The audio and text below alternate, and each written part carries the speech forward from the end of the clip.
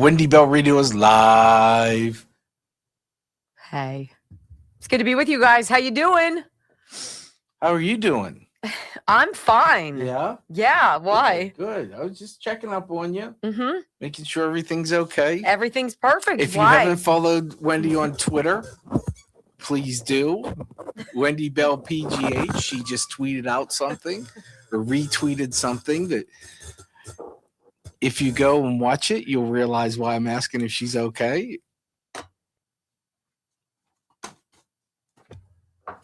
We'll just leave it at that. You want to hit before we get started? You bringing it over to me? No, I'm not bringing it. I was the one who was just crying. You're such an ass. See, it's what we call service. You know, my hands get from pushing all these buttons. Oh, my God. Jeez. That's enough for the whole building.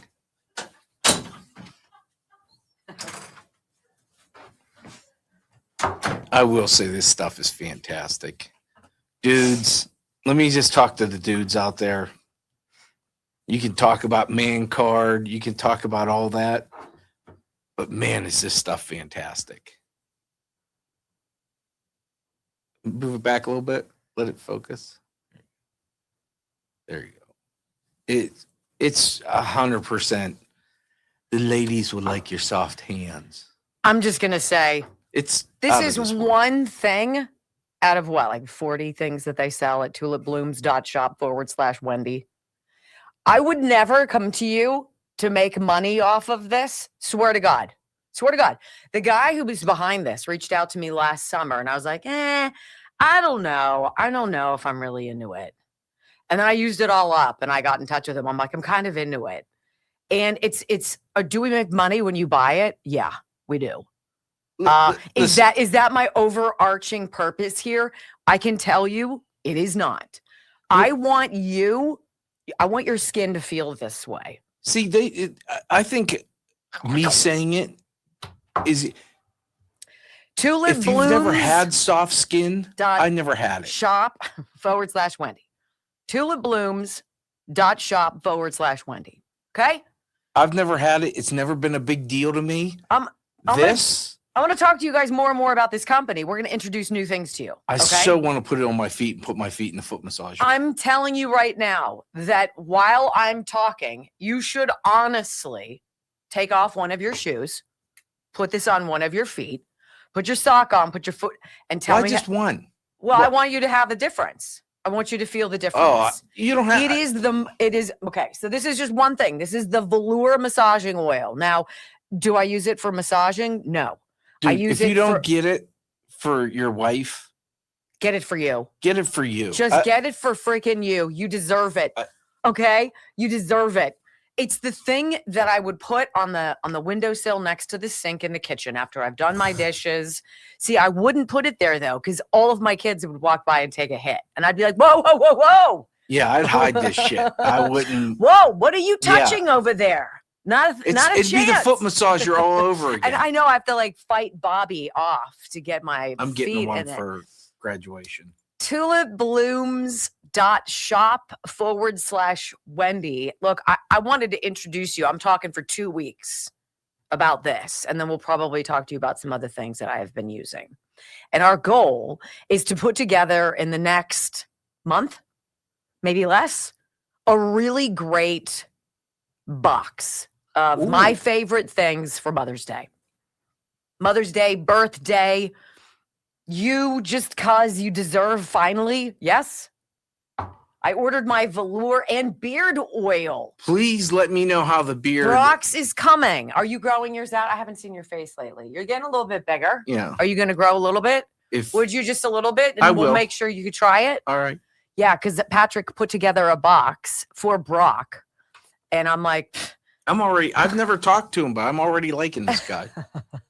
If it's half as good as the hand stuff. Tulipblooms with an S.shop/Wendy. Again, $8 or whatever I make off of you buying it is not my impetus. Mm-mm. It's not my impetus. I want you to feel this so you can be like, okay.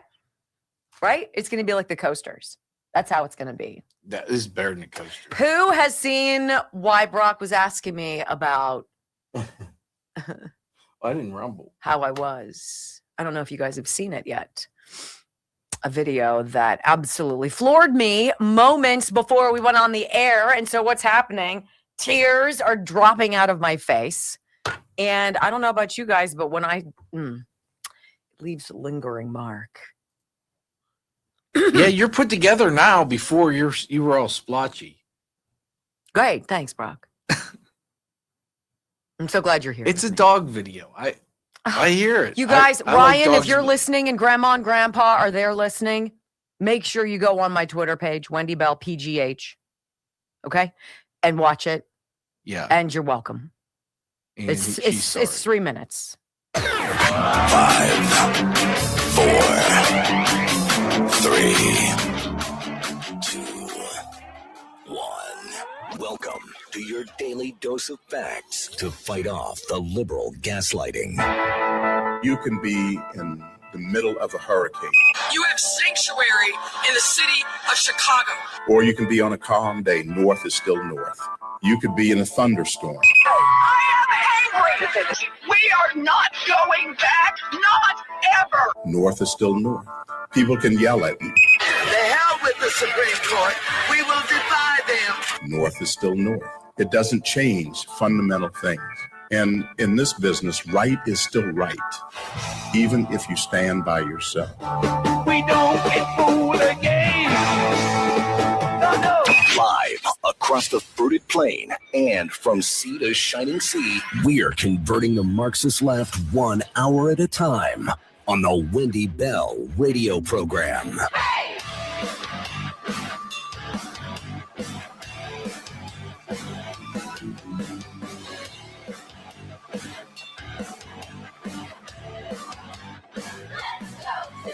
Oh, hello, America. Greetings to all of you across the beautiful fruited plain. Welcome home to the Wendy Bell radio program. Look, this is a program delivered by a conservative mom. That's who I am.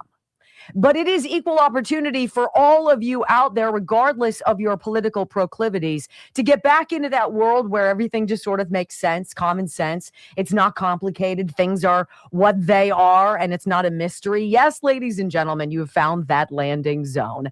It's called WendyBellRadio.com. I'm delighted that you're here. Brock, I still hear music in my ear. Can you see if there's something that's still up for me? That just helped me out a ton. Thank you very much for just potting that down. WendyBellRadio.com. The beauty of that is that it's all live video streamed, so you can watch and join along and be a part of the family on the chat. Just be here and come on back. We're delighted you're here. Welcome home. I pledge allegiance to the flag of the United States of America and to the republic for which it stands, one nation, under God, indivisible, with liberty and justice for all. Amen. You know, doing the right thing should not be complicated. And yet it seems everywhere I look in this world, it's like a bridge too far for the vast majority of people. It's super disenchanting. I'm extraordinarily off-put by people who pretend to be something or that they're going to do something and then they don't. And I think I'm super frustrated watching the ineffectiveness of a very lazy bunch of people in the United States Senate. And you know what? I don't want to hear any of these people squawk to me about how hard they work. I don't want to hear about it. You guys do not have to make payroll. You're not paying taxes. You're not paying in terms of employment, paying for an employee's whatever, workman's comp, unemployment, insurance, all of this. You go, you sit in a chair, right? You squawk for a few minutes, and then you leave. Now, that's probably a very unfair assessment of what the United States Senate does, but it doesn't seem too far off, does it? You got how many different bills sitting on the floor of the Senate to die because nobody there is moving. There is no action. And I'm so freaking tired of it. I'm so tired that Tim Walz has fired absolutely nobody in the state of Minnesota, even though we know he is known credibly for the better part of 6 years about the fraud and the waste and the abuse and all of the scams that cost not just Minnesotans, but all of us because those are federal tax dollars that were swindled. There's been no change. Nobody's been penalized. Nobody's been forced to give any of the money back. What are we doing? What are we doing? Honest to God. It's this exercise in running through oatmeal, right? You're on a treadmill, except you can't get it to go faster than like 1.1. We have a president who's at lightning speed. He's into another dimension. He's now sped out of where we are, and he's in another universe getting stuff done. And we look back at the people who allegedly are supposed to be his partners in making sure that we, the people, have our needs met, that we are safe, that we are prosperous, that we are healthy, that our children are well educated, and we get nothing. And I'm tired of it.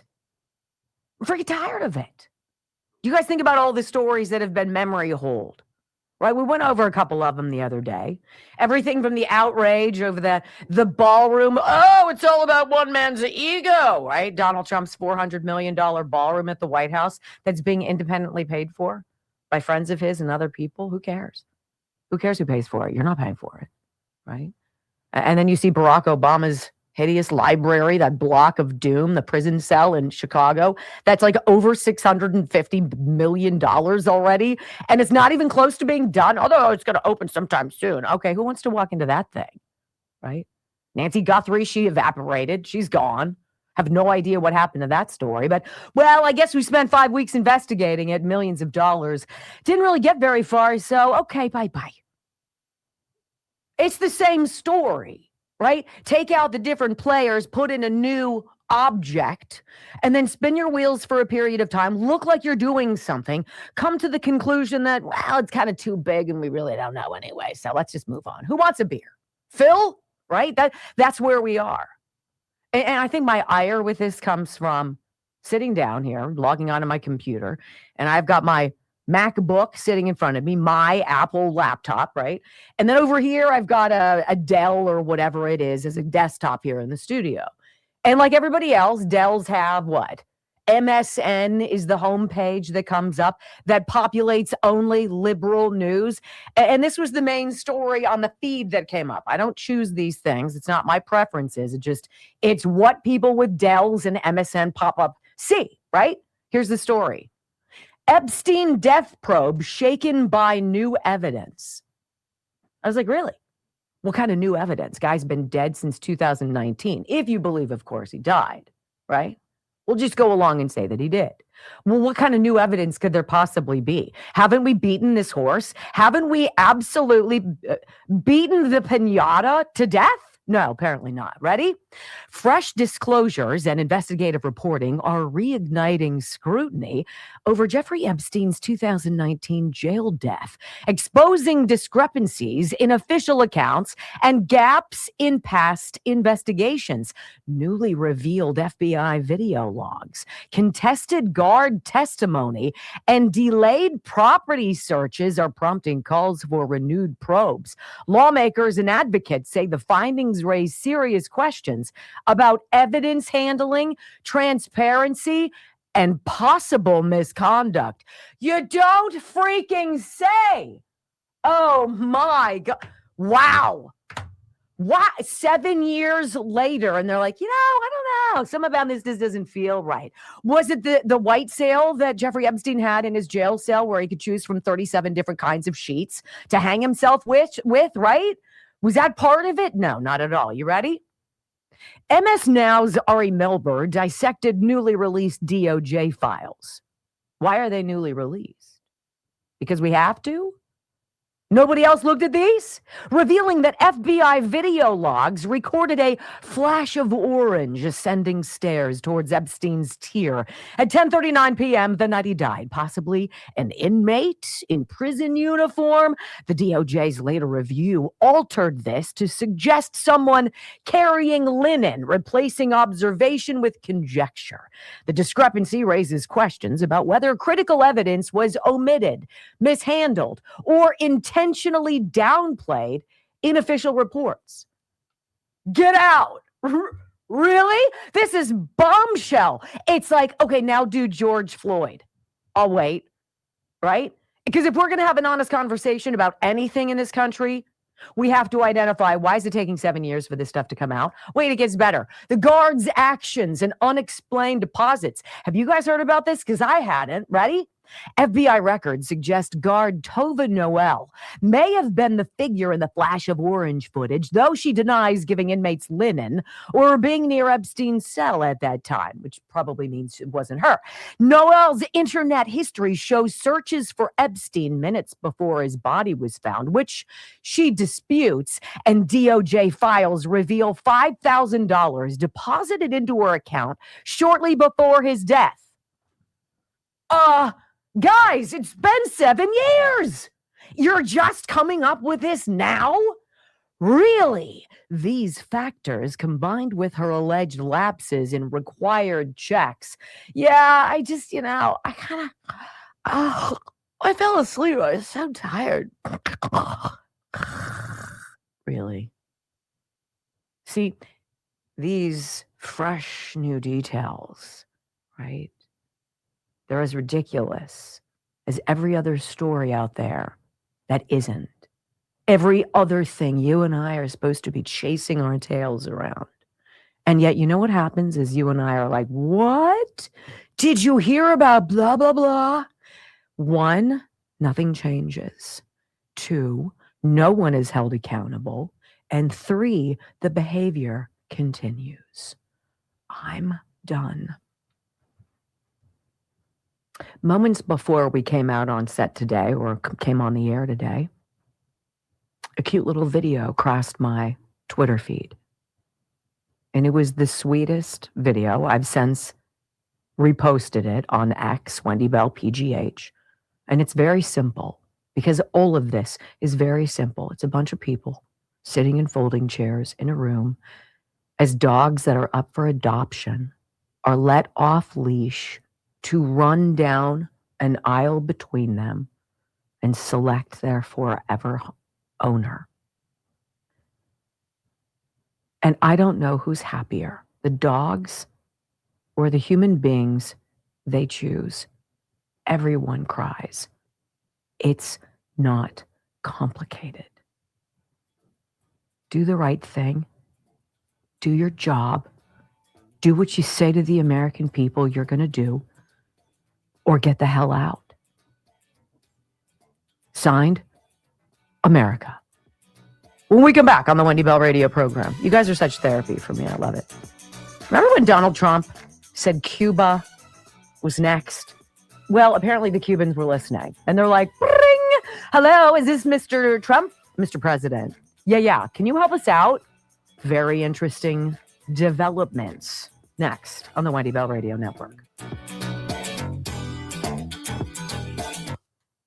Literally, we're now finding out that there was a deposit in this guard's account. I didn't know about that. Why didn't we know about that? This is like finding the pipe bombs, right? Bombers 6 years later. Oh, and how about this? The ranch where the Clintons apparently were a bazillion times. And they're like, I never know anything. I was never there ever. Delayed ranch search raises oversight concerns. Really? You guys didn't decide to search it until recently? It's been 7 years. Okay. So I really don't want to hear about it anymore. First of all, there's no way Epstein's dead. Second of all, there's no way Ghislaine Maxwell is in prison, right? No way. Third, they're all connected and he has all of the deets and they know it, right? And so all of this is an exercise in futility. And yet I can sit here and without a word being spoken, be absolutely reduced to a blob of sobbing tears because cute dogs that are probably scheduled for euthanasia are given the opportunity to find adoptive owners. And it's the cutest damn thing you ever saw. It's not complicated. Sort of like talking to Texas Bullion Exchange. You know, I will say that about Texas Bullion Exchange. Look, a lot of you out there are sitting on, like, a lot of people have money that you've saved, you've worked hard for, and it's just a matter of, am I doing everything with my money that I should be to protect myself if something goes haywire in the markets? And the key to that is obviously not having all of your eggs in the market. And this is why precious metals are brilliant. And this is why I love wendylovesgold.com. wendylovesgold.com is going to put you in touch with Texas Bullion Exchange. I bought from them twice, and I'll buy more from them. And I like to show you some of the things that I've gotten. I have a lot of silver. I have some gold. Obviously, gold is very valuable, but I just checked. It's down $50 an ounce right now. And you get to buy things like this. This is so simple. Each of these is 1/10 of an ounce of pure gold.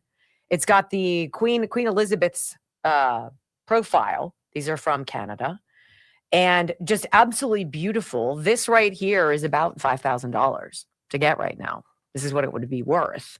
And this is one that's got just half of them. And I just saw this online for about $3,000.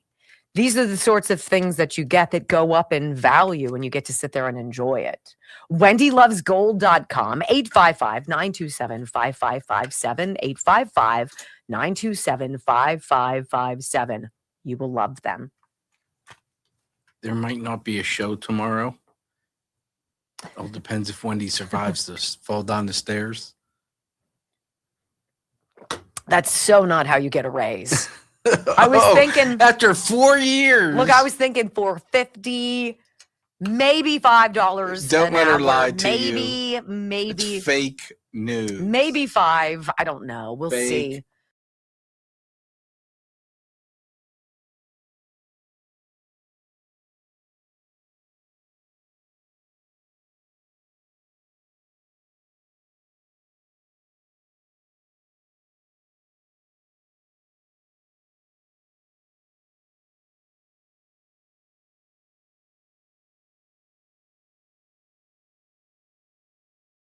N is collating all of these stories about new developments in the Jeffrey Epstein investigation. Come on. That's the biggest rabbit hole trap of death. That is where nothing goes to move.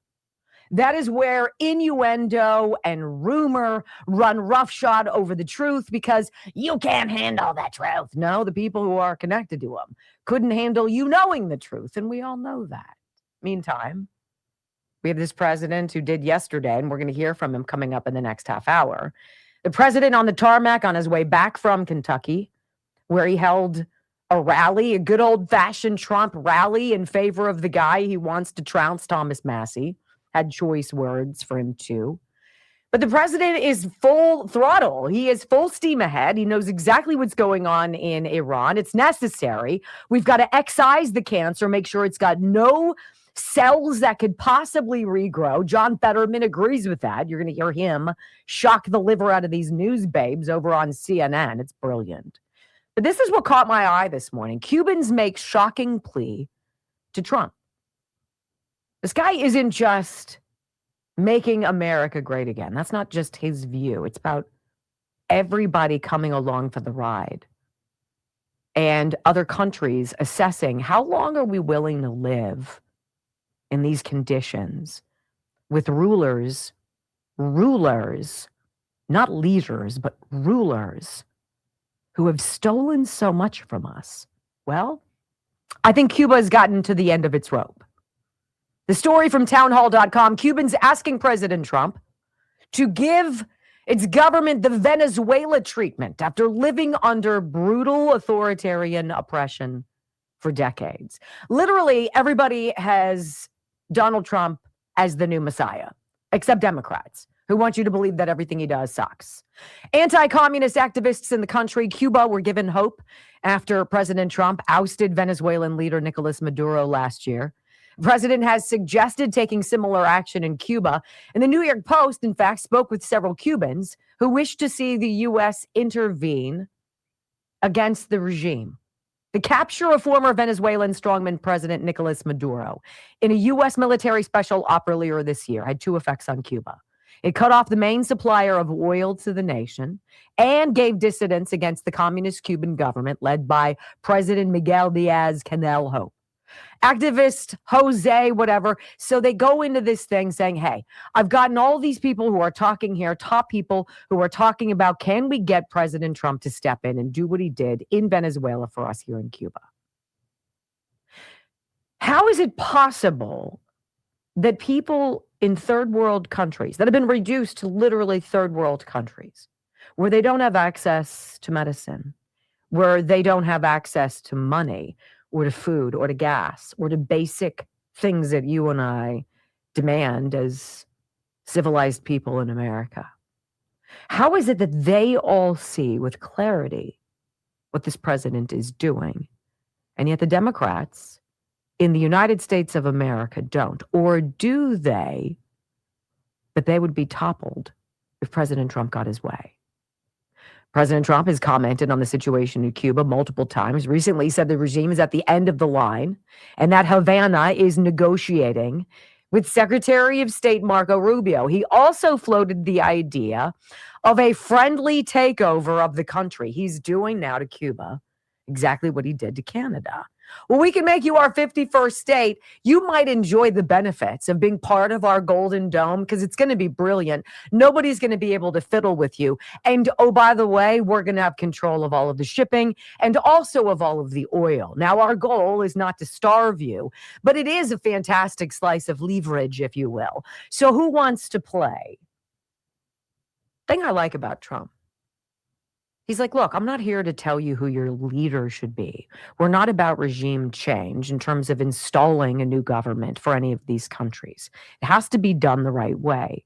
It has to be done the way of the people. But it also has to be in a way in which this administration could keep tabs on what's going. He wants to see Ukraine rebuilt. He wants to see Gaza. He wants to see the Gaza Strip be something out of a movie-scape, a lush oasis that invites tourists from around the world. He sees people golfing and enjoying safety and security without worrying what nutcases around the corner waiting to shoot them because they said the wrong thing on social media. It is so bad in other places. And this president and the people in those other places get it. But the Democrats want you chasing your tail.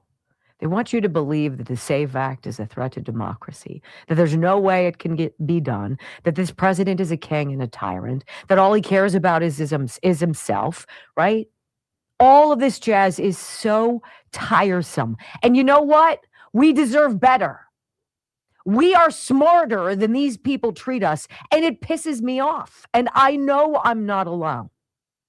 So the Cuban people, hey, Mr. President, can we do like Who Wants to Be a Millionaire? Can you be our phone a friend? If everything else goes to pot, can we phone you? Would you take our call? Because you know what the answer would be, of course, an unequivocal yes. Joe Biden spent 40% of his presidency on vacation. The other 60% largely kept out of view. When we come back on the Wendy Bell radio program, the very real danger, as President Trump says, this Operation Epic Fury is nearing completion, is this threat of who are these goons, these single military age goons who came into this country under Joe Biden? Well, some of them are Iranian sleeper cells, and they're ready to get their, clone trooper chips activated. Call to duty. President Trump says he's on it. Next on the Wendy Bell Radio Network. We'll see about that. Hopefully he's right. Scary stuff to think about, isn't it? So scary. All right, so this is a really nice one. So Brock was telling you about how our friend who owns disinfectwithsniper.com, which is the greatest hospital-grade disinfectant, all-purpose cleaner, antifungal, antibacterial, deodorizer. I mean, it's the most remarkable spray bottle you'll ever have in your life. And you can get it at disinfectwithsniper.com. He also happens to be a prolific fundraiser for the library system here in our community. And he has said anybody who spends $50, this month?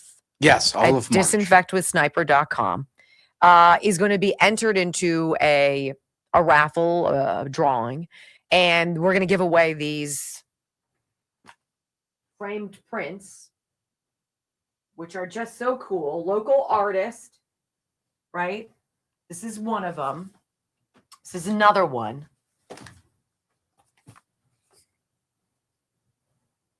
Very cool. Very vivid, bright, lovely. Disinfectwithsniper.com. He has these and all of the proceeds that he sells at disinfectwithsniper.com. Go to this Bethel Park Library Foundation. And it's very near and dear to him. And he's like, hey, if you want to support us, fantastic. No biggie if you don't. But we would love your support if you want to buy any of the artwork, or if you'd like to buy just at Sniper and be entered into this raffle. Disinfectwithsniper.com. Very good. Very good. Very good. So apparently our friends, I sent Brock a picture of it. So the way it works is I told Brock I was going to get on this thing. I was going to try to lose 4 to 5 pounds in a week, 2 weeks, something like that. And so I told him what I was doing. I'm like, I'm taking my Blood Flow 7. I'm drinking this and I'm Dr. Gundry's MCT Wellness, and I'm putting in collagen. And he's like, what kind of collagen? I was like, well, this Native Path stuff, but they're not sponsors anymore. And I'm like, well, I'll just reach out to our gal who handles that account. Just tell her what we're up to. And They're not excited about it. And so this arrives at my home yesterday, and it's everything in the world. It's a frother, so you can froth. It'd be kind of nice to use today. Froth your vet. This is for you. This is all for you. And hold on, I just took out just kicked out my headsets. They sent this whole box of all of their stuff, and the collagen peptides are a big part of this. So you hear about collagen and you're like, well, it's a big protein in your body. And once it starts to go away, you're kind of boned on that, but you're really not. And this is what I loved hearing about with Native Path. And I printed something up, or I did something, and now of course I can't find it. So hold on. Open, recent. Son of a mother. Native Path collagen peptide. So nativepath.com/Wendy. You're going to get a nice discount. And this is what I've been drinking. These dissolve in everything. These are these little packets. They give you about 10 grams of collagen, but it's the special kind. And I want to read you about this. So collagen supports the growth and repair of cartilage. It's a big deal. I've got that issue. Relieves joint inflammation and pain. Offers more youthful looking skin, healthier nails, and noticeably thicker hair. Improved gut health and decreased digestive discomfort. I'm lucky I don't have a whole lot of that. Easier weight loss and more appetite control. There are 28 different types of collagen out there, but you'll only find type 1 and type 3 collagen peptides in the Native Path product. These two types make up over 90% of the collagen found in your body. And so it's crucial to maintain their levels so that you can feel good in the inside and the outside. Okay. So I'm taking now 2 of these a day. I'm up to 20 grams a day. And I just encourage Brock. I'm like, I think you need to start putting this in your drink too. So he's kind of joining with me, and we're drinking this MCT Wellness. Remember, this is Dr. Gundry's Healthy Fat, thehealthyfat.com/Wendy. You're going to get a great discount. Watch the video, buy the product. This is what he lost 70 pounds drinking. It's crazy. It's a dietary supplement, but so much more. So it's with this and these, 2 of these, 20 grams that Brock and I are using. I only got 10. I want to make sure. You only got 10? Oh, I only gave me 1 package. Mm-hmm. GetNativePath.com/Wendy, literally for a company to support us. When I was like, hey, I'm drinking your collagen and I'm just going to put it out there. Do you want to be a part of this with me? And if you don't, that's fine. I'll still drink your collagen. I just won't talk about it. And they were like, oh, no. Let's make it easy for you. So this is Dr. Gundry's. This is my drink. This is what Brock makes me every day. It's one of these. Dr. Gundry's, thehealthyfat.com/Wendy, dietary supplement. He lost 70 pounds drinking it. And then this one to help your skin with the crepey skin, help your skin stay smooth, hair, skin, nails, gut, everything, weight loss, bones, joints, cartilage, bada bing. GetNativePath.com/Wendy. There's a lot going on there, but I like to push them together for you. I'm also drinking I love it. Blood Flow. Oh, you are? XXXL. I let him have the XXXL Blood Flow 7. I haven't done this yet. See, I like to finish what I have. He decided he was going to start busting into this bad boy. I can't wait. It's going to change your world, you guys. Honestly, just click on the things underneath the video box for the links. I'm telling you, the blood flow is off the charts. Okay.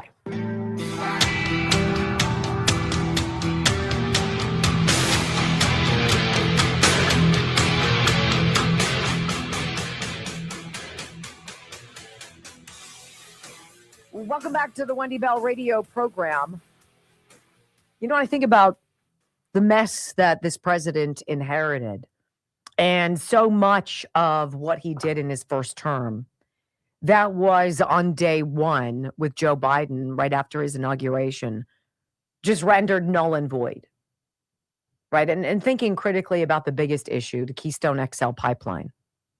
Why in God's green earth would you stop the flow of natural crude oil bubbling from the earth?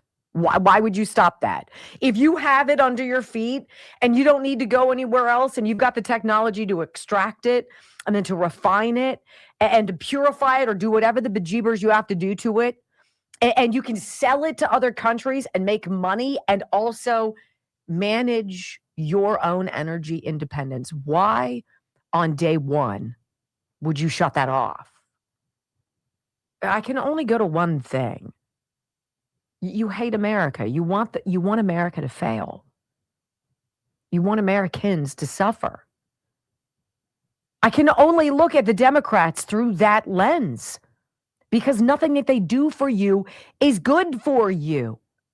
Their reactions to things are always overreactions, right? There's always a punitive layer to what happens to you. And yet we've got 535 kind of schmucks running around the halls of Congress acting as though they are unimpeachable, untouchable, unassailable. And that's not right. And because of Joe Biden and because of the theft of the 2020 election, because so many people were more interested in Democrats winning to bone President Trump that they were willing to cheat and look the other way. Are you guys willing to cheat and look the other way for your side to win? Because I'm not. If there's cheating and it's Republican cheating, I want to know about it. The same I want to know about Democrat. But the Democrats will do anything, no matter how illegal, no matter how immoral. I don't understand that. I don't understand opening the border and welcoming in millions of people. I do vis-a-vis they need people to vote for them. I get it. And I do vis-a-vis Cloward Piven, the whole idea that if you overwhelm a system, if you flood the social services of that system so that they break, then you can ride in on the white horse waving the flag of salvation and install your own system that is sure to accelerate the demise of what you and I love. I mean, it's crazy. It's pathological. Indeed, we're dealing with nutty people. So President Trump yesterday, again, bypassed the media. I mean, they're all there on the tarmac, waiting to get in on Air Force One as they're leaving Kentucky to go back to the White House or Florida, whatever it is. And the president does what the president does. He guides the conversation. He tells you what's going on. And I got to tell you, I don't remember when he's been wrong. I don't know when he's given you demonstrably false information so as to trick you into believing something so as to affect your vote or what have you. He tells you the way it is. This is the way it is. Well, Peter Doocy asks him about sleeper cells. Look, Iran's pissed. You guys have destroyed them. You've taken out the Navy. You've decimated their military. Their missiles are depleted. The missiles were the force field behind which they could hide their nuclear progress. Because who's going to go after a country that's got, thousands of missiles ready to shoot at you? Peter Doocy says, what about these sleeper cells? Apparently, they've been activated and they're ready to launch whatever needs to happen, and even possibly at California. What do you say, Mr. President? Here you go. Iran sleeper cells there could be inside the U.S. right now. I have been, and a lot of people came in through Biden with this stupid open border. But we know where most of them are. We've got our eye on all of them, I think. Is it dozens? They came in through the open border policies of Sleepy Joe Biden. one of the worst president in the history of our country. And we've got our eyes on all of them. But the war itself is being prosecuted at a level that nobody's seen before. So he projects control always, something very scary. None of us wants to look at somebody who doesn't look at us and wonder if they're wearing a vest that's going to blow and kill us. But they've kind of done that a bit, have they not? This president tells you, know what, we know who they are. We believe we got our eyes on most of them. Peter tries to ask him, how many? Is there a number? And there's no way Trump's going to give that up. He does not want you being afraid. He says, look, this operation is almost over, this epic fury, but we don't want to end this pressure campaign until we know it is completely pulverized and that we know they have a reasonable leader in place that the people of Iran will agree to, who will work with us to make the country better. And if that doesn't happen, right, well, we have a plan B. They are pretty much at the end of the line. Doesn't mean we're going to end it immediately, but they've got no Navy, they've got no Air Force, they've got no anti-air traffic, anything. They have no systems of control. We're just riding free range over that country. And now we're going to look very strongly at the Straits. The Straits are in great shape. We've knocked out all of their boats. They have some missiles, but not very many. I think we're in very good shape. The main thing is we have to win this. They win it quickly, but win it. And there are many people, I'm just watching some of the news. Most people say it's already been won. It's just a question of when. When do we stop? We don't want to let it regrow. And ideally would like to see somebody in there that knows what they're doing. In other words, they can build a country. Now, one other thing, we can hit sections of Tehran and other places that if you do it, it'll be almost impossible for them to rebuild their country. And we don't want that. But we can hit electric, we could take apart their electric capacity within 1 hour, and it would take them 25 years to rebuild it. So ideally, we're not going to be doing that. So he told you 3 very important things there. Number 1, we're all over the Strait of Hormuz. We're not going to let any ships get blown up. We're not going to let any Iranian mines disrupt the flow of oil, which is the lifeblood of the economy. We're not going to let that happen. He's saying that to the markets, to investors, to all of that. Take it easy. It's going to be fine. Then he says, we need to make sure that there's a new leader in place in Iran. We don't want to decide who that person is, but they have to have values that we can work with, who's serious about rebuilding the country and not going back to the dirty old ways of terror. And finally, he says, look, this is almost over.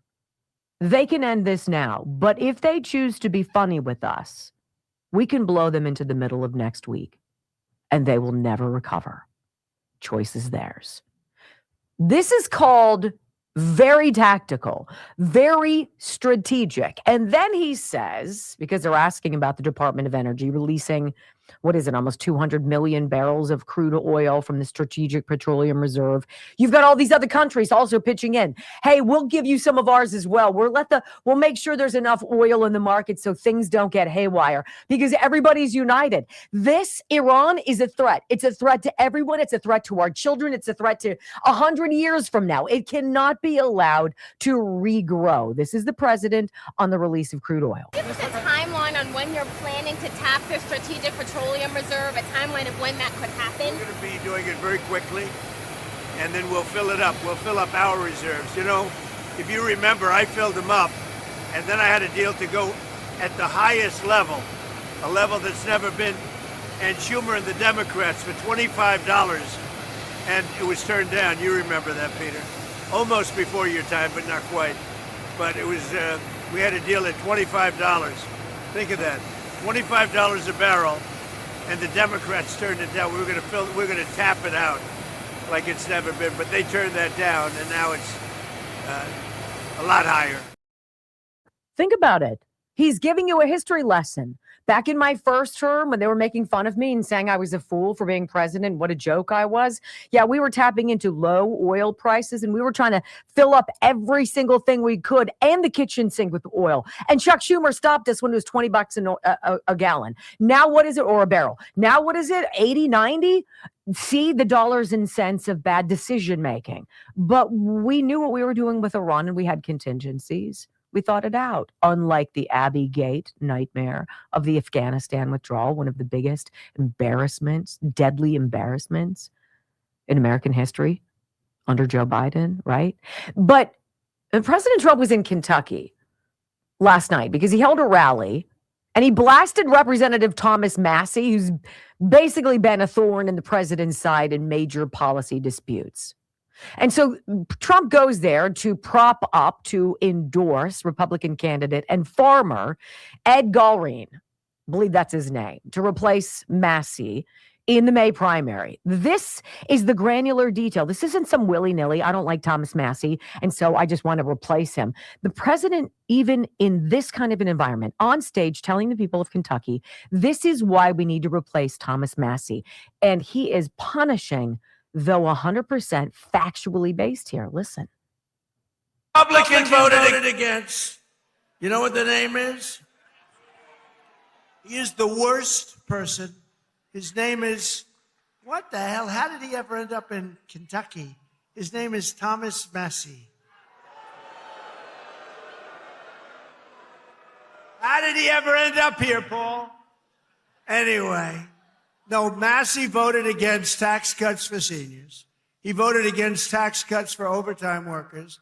And he voted against tax cuts for earners, tip earners. No, he wanted to increase the taxes. He voted with the Democrats. He voted against our historic funding for border security. He voted against border security, where we took the worst border in the history of our country and made it the best border in the history of our country in 2.5 months. He voted against it. And he voted against eligibility verification for welfare recipients. Nobody has to be eligible. Just pick up whatever you want. The people in this room don't like that. Thomas Massie also voted with the radical left Democrats in Congress to keep the federal government shut down during the open border crusade while our military went without pay. He voted for our military not to get that pay. And now Massie, he's the worst. And I don't say that. I never hit a guy like this. The guy's the most. We call him Rand Paul Jr. He votes against everything. Very clear, laid out reason why the president is campaigning so hard in Kentucky. And this is what this man will do while managing this war with Iran and trying to finalize all these 8 other world conflicts, right? And meantime, what do you have on the left? Fake news about Iranian drone strikes in California. Oh, yeah, let's get to that breaking news right after this on the Wendy Bell Radio Network.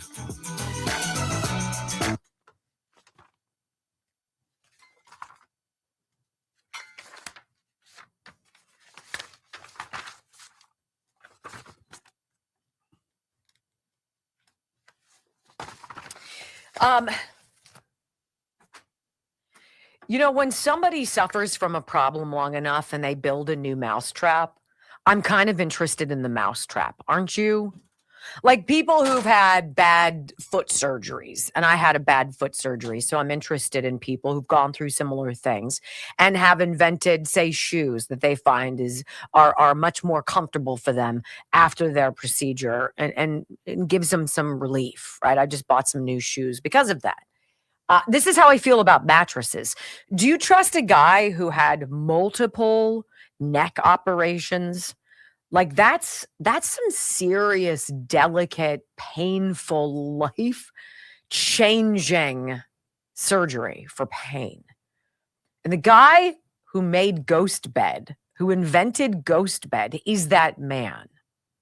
He wanted to make a mattress that you could afford, but that was extremely high quality. And he wanted to make one that had a varying degree of materials. You like a little bit softer? Do you like it harder with a bit of a sponge pillow top on top? Do you like something that's very firm? Do you like this material? That? Do you like to be cooled at night? Do you want to make sure you're cool? Do you want 101 night sleep night guarantee? Because that's what ghostbed.com/Wendy gives you. But I want to tell you a different reason why I love this company. So I was on the phone with their rep who's talking to me, and they're like, the company likes you and they like your message and they believe in your message as a mom, as a conservative mom. This is a family, American-made business.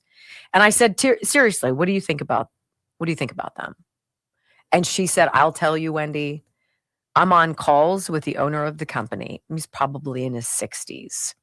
And his daughter, I think, works with him. And daughter has a son or a couple. I forget how many grandkids this man has who owns Ghostbed. And she's like, we'll be on sales calls and other meetings.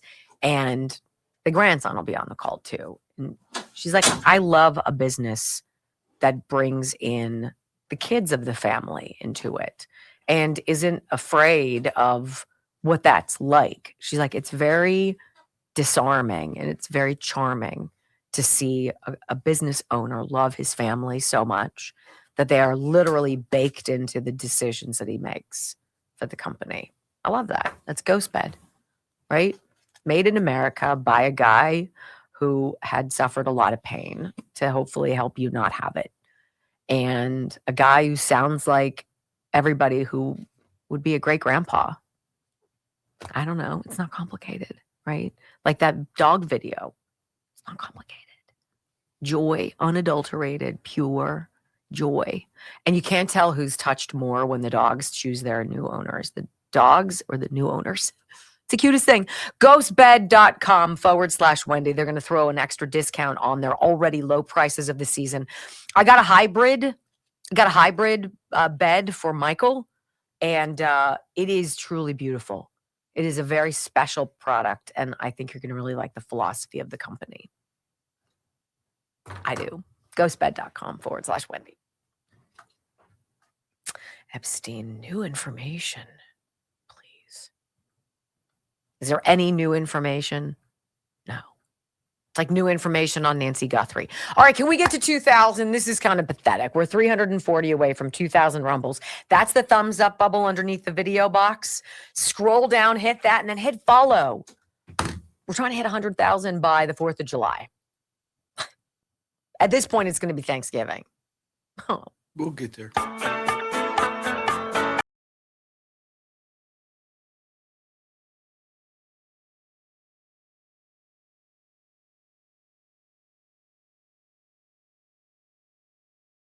And I want to read it to you because it's important and it's timely. Breaking news. This just in. Whoosh, Fox News alert. White House press secretary says reports of Iran sending drones toward California are fake news. Now, I appreciate that they're saying that that's fake news, but I also will remember that I just heard the president say on the tarmac that we've destroyed their Air Force. We've destroyed their munitions. We've taken out their missile launchers. And by the way, once they launch a missile and we go scramble that missile within 5 minutes, we've now taken out the launchers too. So they've got nothing left. Why would anybody make up this story? Right? It's sort of like during COVID, what they did when they were trying to manipulate us with the virus. It was just the other day that was the anniversary of them saying that it was a global pandemic. Like yay, let's celebrate that anniversary. It was one of the darkest chapters of deceit and death in our lifetimes, for sure. That whole sordid tale. But according to this update from Breaking 911, Caroline Levitt said this post and story should be immediately retracted by ABC News for providing false information to intentionally alarm the American people. ABC News, shocker. They wrote this based on one email that was sent to local law enforcement in California about a single unverified tip. Right? Like Jeffrey Epstein killed himself. Got it. The email even states the tip was based on unverified intelligence. Yet ABC News left out this critical fact in their story. Why? Why? Well, you know why. It's to manipulate you, to manipulate people who are manipulatable. There are still people who go home and watch ABC News. I don't know who they are, but it is a fascinating scientific experiment of ours. All right, so let's be clear about what the Save America Act does and what it does not. We're going to hear coming up from Scott Presler. In fact, he's coming up right after the break. And Scott Presler, if you're not familiar with him, is just a wonderful activist. He's been huge in flipping. I think he single-handedly flipped the state of Pennsylvania from being swing to being a registered Republican. More registered Republicans in certain areas of Pennsylvania than others. And it's huge. It's a huge thing. And he's going to come out. He's going to tell you really what the basic differences are of the Save America Act and some other measures that are floating around. But I want to read this to you because I want to tell you what the Save America Act does. Okay? Number one, documentary proof of citizenship for voter registration and registration updates. You want to change your registration, got to prove that you are an American citizen. Whether you came here and became naturalized or you were born here, however the process is, you got to prove it. This shouldn't be controversial, right? How about this? It eliminates online and mail-in voter registration. I agree. You should have to apply in person. I just did recently when I went to the AAA motor, center and had to renew my real ID. You got to go through and say, are you still this? Are you still that? Yes, I am. It's not difficult. We've been doing this for years. Also verifying voter eligibility using with SAVE system, Social Security number verification service and state agencies. Yeah, you should have to prove that. You should have to, here's my Social Security card. Look, these are all levels by which we're hoping to prevent illegal aliens that were brought here from other countries around the world by Joe Biden and the open borders, prevent them from registering because once you've registered, you can vote and it's very hard to get rid of you. Right? ID required for absentee ballot requests. That's not complicated. Strict voter ID required to vote. And private citizens. If you notice something, you see something weird going on at your polling place, one of the elections officials is doing something that makes you uncomfortable, you have the right to sue them. Does anything that I just say to you sounded weird? Does any of that sound weird to you? Did it seem beyond the pale? Because it does not to me. Now, there was something, the Make Elections Great Again Act or whatever, the MEGA Act. This is the one that I want to see passed. This is the creme de la creme, fully loaded, yes, all of it. The MEGA Act, Make Elections Great Again Act, is a comprehensive U.S. federal bill introduced in early 2026 by Representative Brian Stile, he's from Wisconsin, to overhaul election administration, centralizing more control at the federal level. It builds on narrower proposals like the SAVE Act by mandating strict voter ID, proof of citizenship via systems like SAVE, and voter roll purges while banning practices like universal mail-in voting and ranked choice voting in federal races. That's how people like Lisa Murkowski lose their jobs, guys. That's why she's totally opposed to some of these measures. But the SAVE Act is not doing that. It's very basic. In fact, it's kind of a watered down B version of the Make Elections Great Again Act. Listen to Scott Presler explain the difference. You'll be 100% a scholar, and you'll be able to smell the BS of anybody who's like, that's a threat to democracy, next on the Wendy Bell Radio Network. I want to get rid of ranked choice voting, right? I want it to be mandated that you have to purge the election rolls every year. People die every day. Why are we not purging these people? Why is there not some kind of systematic communication, right? There's a death record. Death record should go to the Secretary of State, should it not? Why doesn't it? They don't want these changes because then they can't cheat. Obviously, it's so basic. It just don't make no sense. Okay. What else is going on out there, guys? All right. Here we go. I'm going to ask you a couple questions. Are you commonly tired? Like, do you feel like your gas can is only full so far and that you reach a point in the day and you're like, whew, I'm tapped? Because if that's how you feel and you feel like all I want is a nap, just a quick 20-minute nap, I want to tell you that bloodflow7.com/Wendy is something that you're going to enjoy. Okay. If you do nothing other than live your life normally, you're going to notice a difference with bloodflow7.com/Wendy. One, you're going to have more energy. You're not going to hit that wall. You're not going to peter out. You're not going to be like, oh my God. You're just not. Two, you're going to sleep like a boulder. If you have a problem sleeping, tossing, turning, not able to turn off your mind, just don't get good, restful sleep, this is going to change that. That's just like an added benefit. If you are active, you're going to notice that you can do about 50% more than you used to be able to do. Whether you're walking, whether you're lifting, whether you ride a bike, whether you hike, whatever it is that you do, you're going to notice that you do it better. bloodflow7.com/Wendy. I'm sorry, but it's so affordable. It's $23 right now for this. For a month. Try it for $23 freaking dollars. Wendy30 is the promo code. But if you go to bloodflow7.com/Wendy, it's going to give you that. It auto-populates it for you at checkout. Changes your world. You will love me. You will want to find me. And you'll want to kiss me. Look, I'm irresistible. I'm here to tell you that. Let me tell you all the ways in which I am. But I do not lie to you. These sponsors...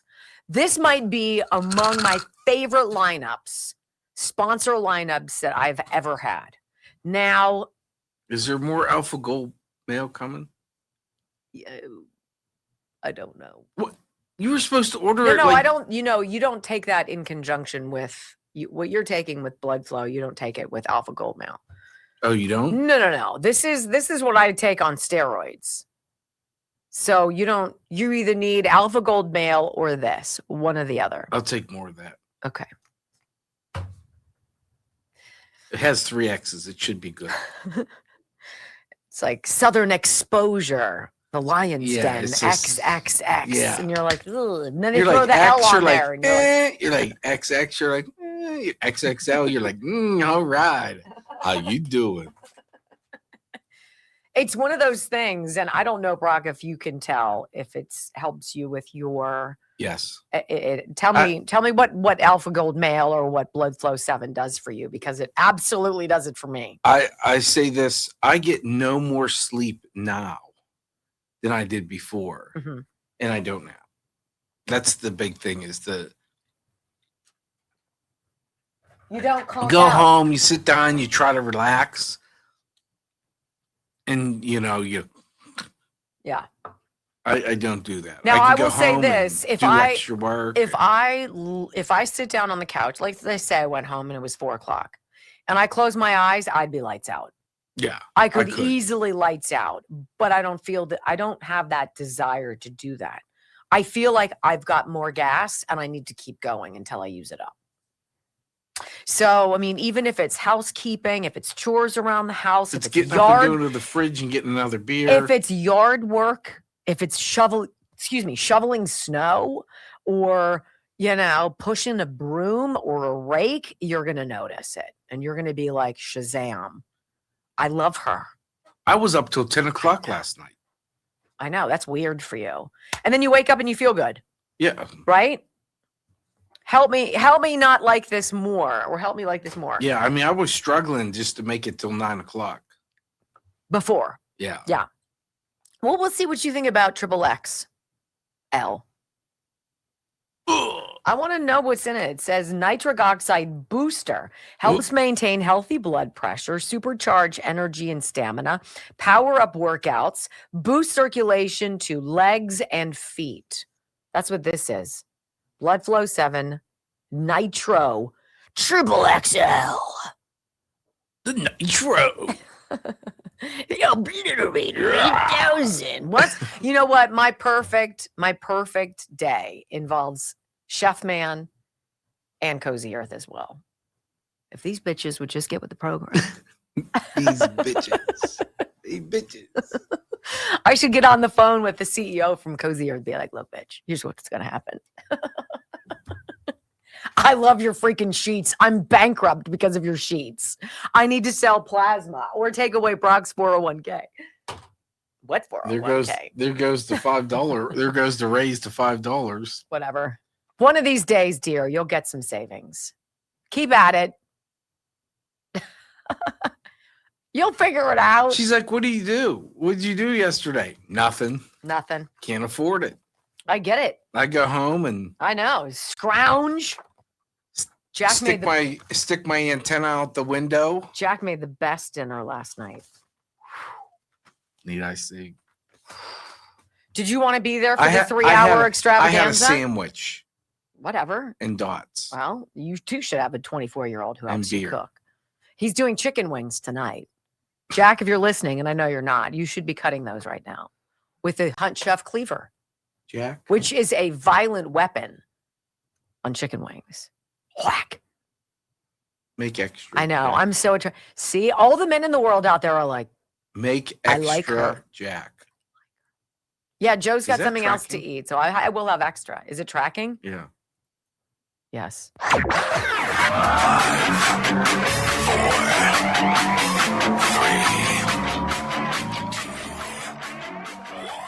Wendy Bell. Inspiring solutions to save America, one show at a time. Are you ready to get on board?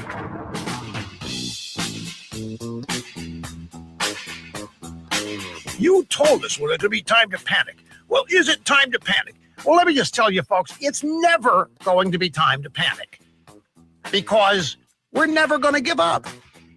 We're not going to give up on America. America is worth it. America is worth fighting for. America is worth not giving up. And while we have that attitude of not giving up, we are constantly going to be searching, strategizing, coming up with ways to prevail. We've got the basics. We have millions and millions of Americans that are fed up, can't wait to do something about it. There will be a series of ideas that people come up with based on dealing with the fraud that we know we have to deal with. You're not alone. You're not a singular individual all by yourself out there trying to fight these people by yourself. There are 74 million plus and growing. We're not going to give up on America. From sea to shining sea, 3 hours of bold truth and excellence. The Wendy Bell Radio Program.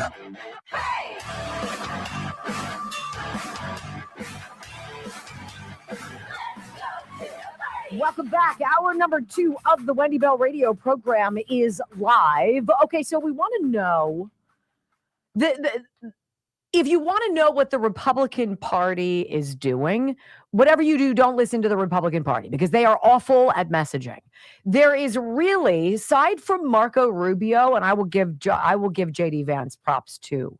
Aside from these two cats, by and large, there is very poor messaging within this party, which is why we so enjoy listening to Scott Presler. You know what I like about this guy?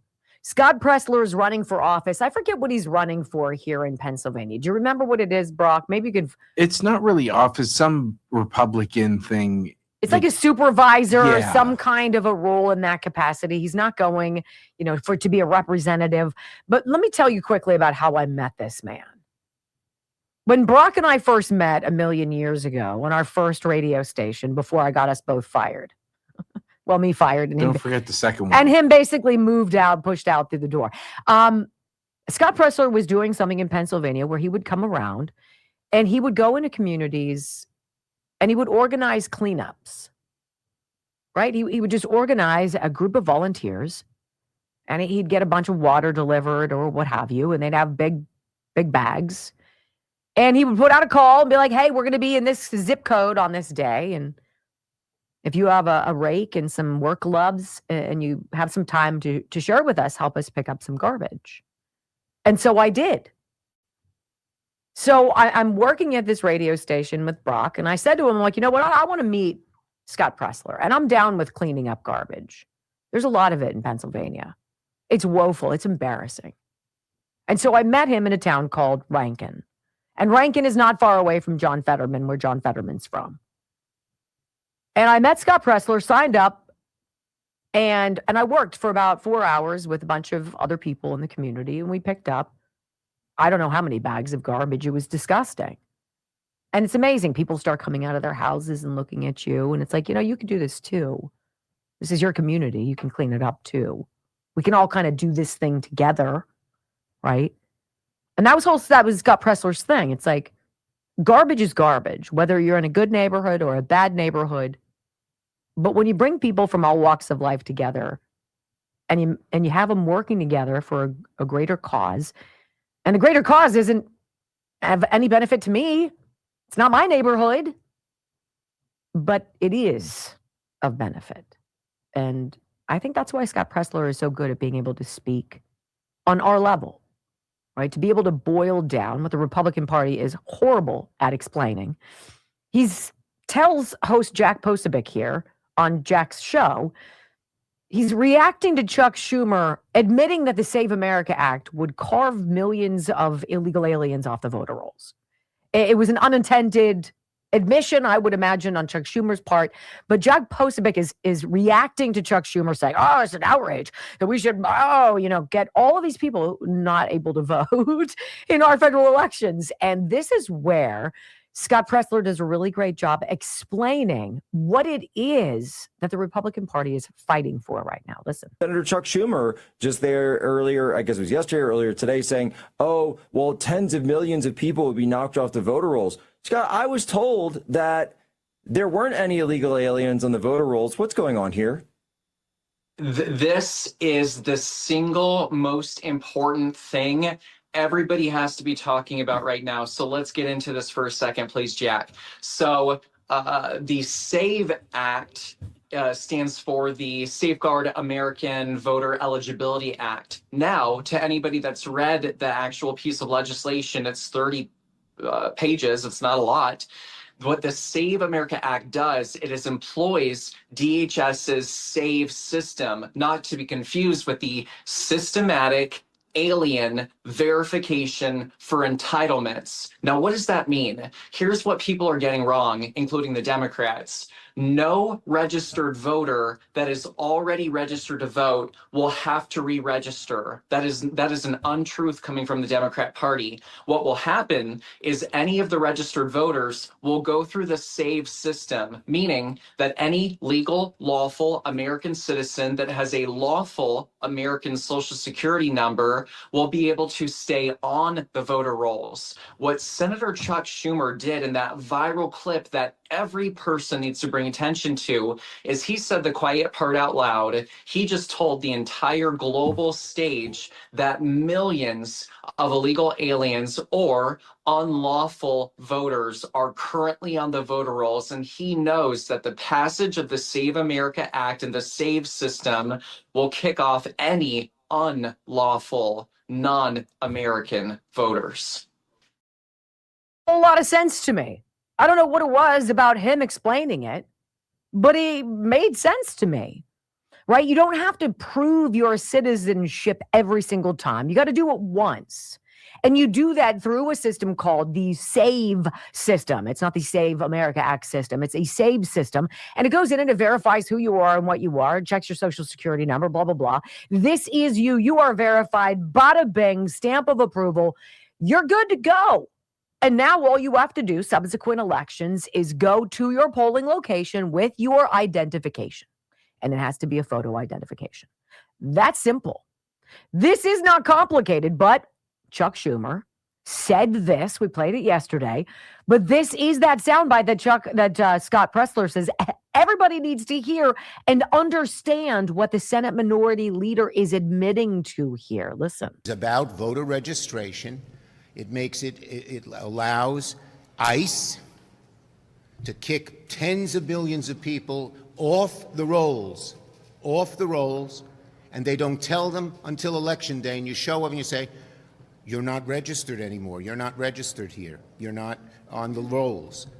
And they say, I didn't know that. This is a bill that destroys the country, and it is not about showing ID when you show up to vote. It's about the voter registration rolls, destroying them, purging them, not letting people know, and taking the rights in a algorithm put together by ICE, put together by Doge and Musk. It's an outrage, and that's why so many people don't want to pass. The guy, whoever the guy is over his shoulder, knows he's full of crap too. He's like rolling his eyes. Like, do I really have to stand here and hear this? It's going to purge, and I think he says tens of billions. I mean, he totally misspeaks. It's going to purge tens of billions of people off the voter rolls. Well, yeah, Chuck, that's the point, jackass. I mean, well, if there are millions of people on the voter rolls who are going to be purged, I'm no rocket scientist, but Houston, doesn't that mean we have a problem? Yeah. That's the whole point there, Chuck. I want you to hear Lisa Murkowski. She's running down the hallway. Lindell TV reporter, I think it is asking her about the SAVE Act. And she's like, look, I don't like it in its current form because she says it's going to alienate, or it's somehow in its current form, it's going to disenfranchise the rural voters in Alaska. Okay, let's listen. Where do you stand on the Save America Act? Do you, support getting this legislation passed to protect elections? Not as it is drafted, no. Why not? The implementation in a rural state like Alaska is going to disenfranchise an extraordinary majority. And while I support citizenship voting and voting ID, I want to make sure that it's implementable. Really? You want to make sure people can mail in their ballots, is what you're saying. Because that's the rub, Lisa. That and ranked choice voting. That woman should never have been senator. She ascended into the position when her father basically anointed her to take over. What has she done for Alaska? What has she done for anybody? Does anybody there talk to anybody about whether they want Lisa Murkowski? Because I'm going to go with the answer is no. Now, here's John Fetterman. He's like, look, I would never vote for this iteration of the Save America Act, but even he is confused because he says it vastly restricts mass mail-in voting, which is the source of the fraud. Yes, but he thinks mail-in voting is totally legit and safe. Really? What is your feeling about the president's emphasis, hard emphasis, on the so-called Save America Act? Well, there's a couple truths embedded in this conversation too. I don't support, in its current state, to vote Save America, and the president is constantly critical on mail-in voting, and that's ridiculous. It's safe. Some of the best examples in the country are from red states like Ohio and Florida, of course. But why aren't the blue states sharing their voter roll data with the DOJ? Why do they have to file lawsuits to prevent the Department of Justice from getting access to that information unless something's screwy? Does the senator from Pennsylvania not realize that in Maricopa County, Arizona, there were something like 770,000 ballots that weren't verified in a state that went to Joe Biden with like 11,000 votes? Like, I don't know what kind of a problem he's not seeing, but I see it. Right? Save America Act. No more rampant mail-in voting. No dice. 100%. Let's go. When we come back, I want you to hear what John Cornyn has to say. He wasn't very happy that a pesky reporter was trying to trap him in the hallway and ask him about specifics. God, I hate granular data. Next on the Wendy Bell Radio Network.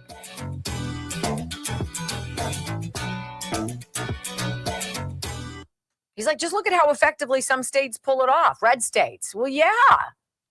It's amazing that America America survived for 200 years without mail-in voting. It is just wild. And then a virus that was made by, China and Fauci to kill us, right? And to keep us at home so they could steal election. It's almost like, when's that going to come out? When's all that going to come out? Because you guys think it just so happened that they were doing that, Event 201 stuff in October of 2020, and then then we have an election with a virus, and stay home and stay calm and stay safe. And here are your 15 mail-in ballots. Make sure you get all of them in, right? And then people were like, wait a minute, my ballot looks different. I'm a Republican. My husband's a Democrat. Why does mine have a big R on the back of it? That seems weird. Oh, it's so the mailman can chuck it out on the bridge on the highway, right? Throw it out the window. What? No, that doesn't happen. Got it. All right, let's talk healthycell.com, healthycell.com/Wendy. Heart and vascular health. If you could bring down your blood pressure by taking a supplement in a microgel that's 165% more absorbed than taking pills, would you be interested in that? I totally would. Let's see if I saved this. I think I did. Hold on. I wrote down some notes. That's how serious I was about this. Open recent. Let me see. No, that would have made too much sense, right? Collagen peptides. Where'd it go? Hold on. Heart, healthy cell. Have you asked Joe what his thoughts on? I have not, which is a great point. Well, maybe you should. Wow. Well, he is a cardiologist. Heart and vascular health, a blend of plant extracts, vitamins and minerals that help maintain normal cholesterol, triglyceride and blood pressure levels for a healthy heart and vascular system. Maintain balanced cholesterol levels, supports normal blood pressure, maintains healthy triglyceride levels. Bingo. This product has exceeded my expectations, delivering on its promises and boasting an exceptional taste. Following a month of use, I have observed a notable improvement in my blood pressure. I'm eager to explore the company's other offerings. So think about it. All of the various things that they have at healthycell.com, this is the company that gives it to you in a way that ensures your body will actually process it, getting it down to the cells, right? Healthy Cell. That's the point. healthycell.com/Wendy.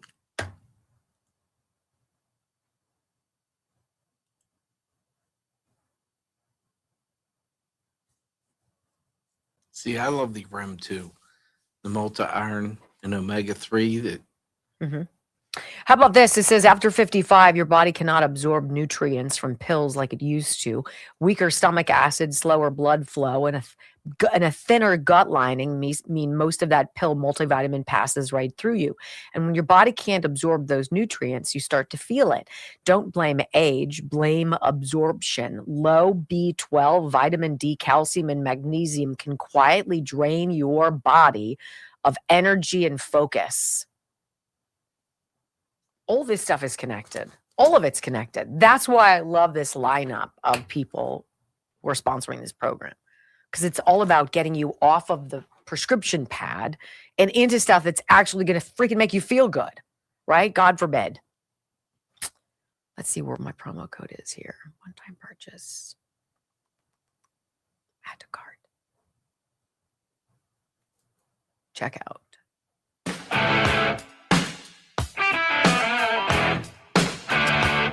Well, welcome back to the Wendy Bell radio program. You know, I'm going to save John Cornyn, in fact, because I got a segment coming up. He wrote an op-ed. He wrote an interesting opinion piece, John Cornyn did, as he's salivating, hoping, bated breath for the president's endorsement, right? That kind of dropped off the face of the earth, like Nancy Guthrie. Haven't heard about Ken Paxton or John Cornyn or that whole thing for a while. But I'm going to hold on to him for a minute because I want to read you something and I don't want to be rushed. So apparently America hit an Iranian school with one of our missiles or one of our attacks.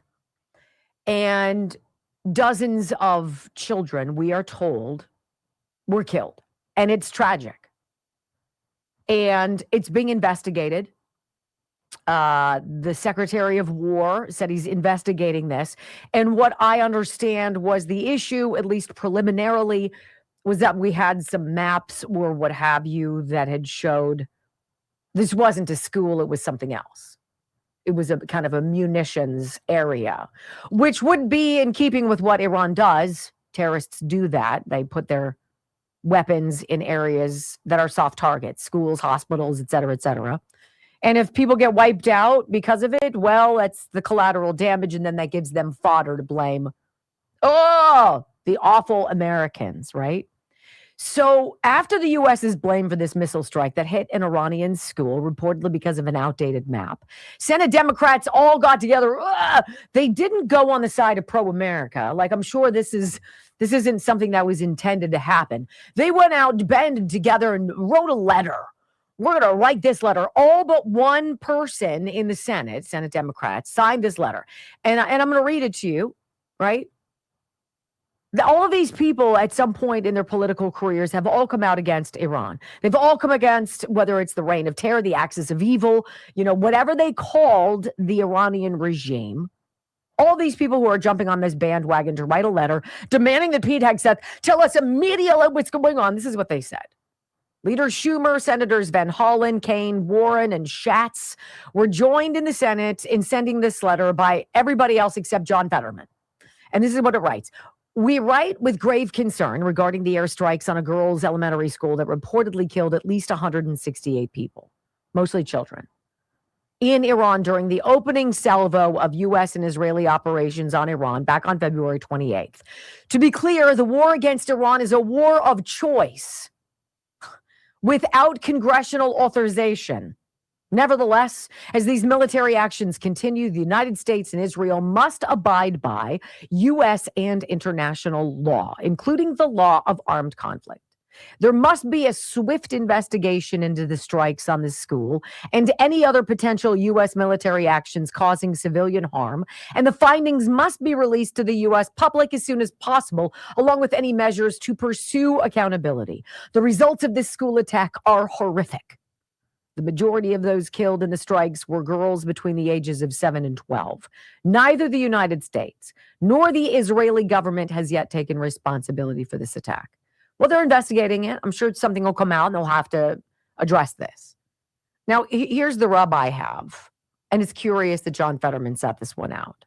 But he wants every last figment of the Ayatollah Khamenei's regime and reign of terror obliterated, executed, burned, all of it.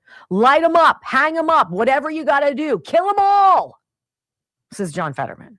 To the degree that news babes are like, oh, and you're going to get that coming up in the next segment.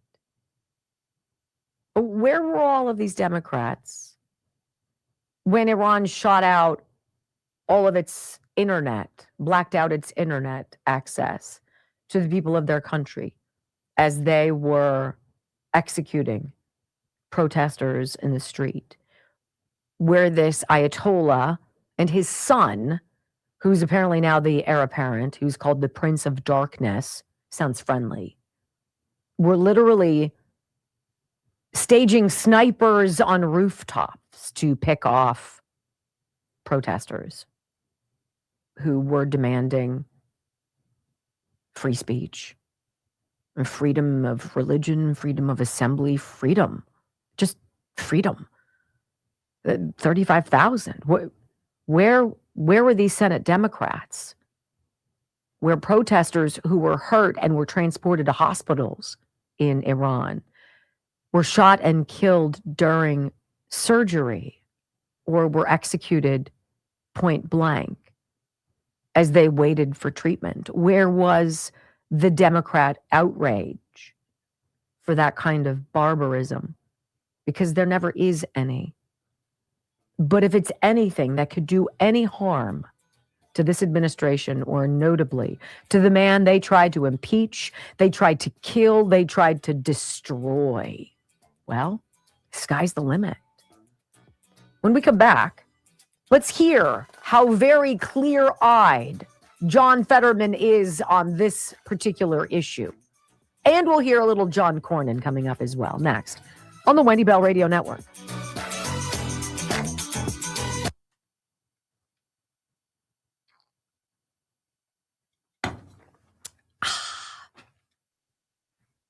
Demanding, we demand. You know what?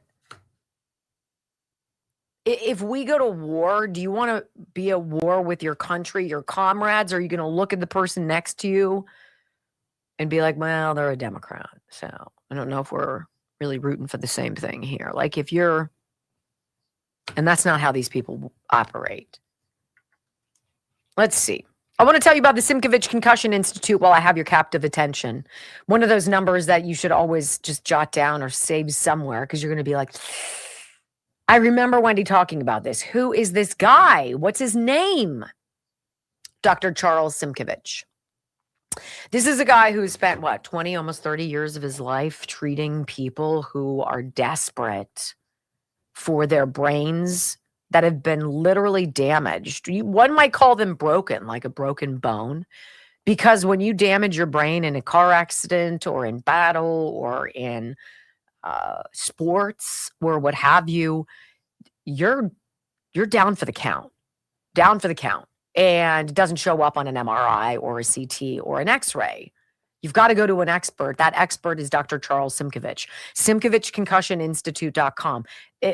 Hands down, the thousands upon thousands of reviews, the thousands upon thousands of success stories and people who went there, scrambled, and who came back out less than a week later and were like, I'm me again. 412-366-3700.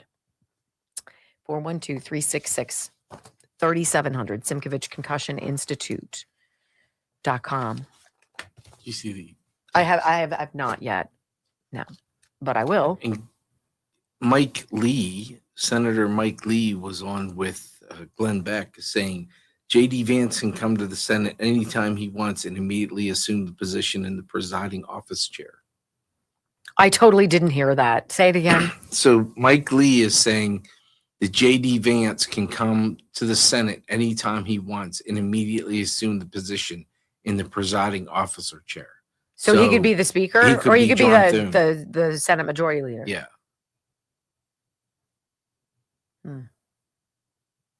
That's interesting. Ooh. Ireland Contracting, guys, 1-800-NEW-ROOF. IrelandContracting.com. So we had like that 4 minutes of spring where we had 77 degrees yesterday and my magnolia was like, and then it started snowing this morning and all of the buds fell on the ground and died. I'm like, that's beautiful. I didn't even get close. It's just a little fuzzy, little flat, gone. And I'm like, oh man, makes you feel like it's far too cold out for Ireland Contracting and a home exterior modeling project. Nonsense. There's so much that you could get done with Ireland Contracting. So many things that they can help you with. You've got siding that is old and tired, 100% can fix it. You've got a leaking roof or an area that is not doing so well. They can get up on your roof and tell you what it's going to take to fix it. Do you need a whole roof or can they just do something piecemeal for a couple of years? They're going to tell you. They're going to tell you, do you need new windows? And you're like, I don't know. I don't know where to go. I don't trust these window outlets. They seem so shisty, right? Well, they do that at Ireland Contracting. And then their son, Dan, who's an electrician, is fantastic. You're going to love him. 1-800-NEW-ROOF, IrelandContracting.com, Southwestern Pennsylvania. One of the good reasons to be here. There aren't many, but Ireland Contracting is one of them. All right. I'm sorry. Now, FDA sends warning letter to Novo Nordisk over Ozempic and Wegovy side effects. See, Joe says it's about muscle mass. He's like, you can work out. You could be a strong dude. And you take that shot and it just gobbles away your muscle mass. So you're just like, bone and skin. And now they want to fast track it for kids. Like, what? Have we not learned anything? That's why lean, okay? Take lean. Take lean.com, Brickhouse Nutrition. This is their version of an oral and not wackadoodle weight loss thing. This is where it comes in. You get 20% off right now. Take lean.com. It's meant to do three things, and this is different from other medicines. One, healthy blood sugar, maintains a healthy blood sugar. So you're not doing that crash down when you're not eating because it absolutely crushes your appetite, which oddly is the second thing. Let's crush your appetite so you don't eat as much, satiate you faster, get those signals going. I'm all in on that. And number three, it converts fat into energy so you're not dragged out. I'm all about that. Look, with this FDA thing coming out and being like, what are your side effects? We don't know. But hurry, hurry, hurry. Let's go take it. Or you try takelean.com/Wendy. 20% off. And Rush, free shipping. I think I made that up. No, I didn't make that up. That's part of it. All right. TakeLean.com. Are you starting with Cornyn? I might, hold on. Let me see. We have him.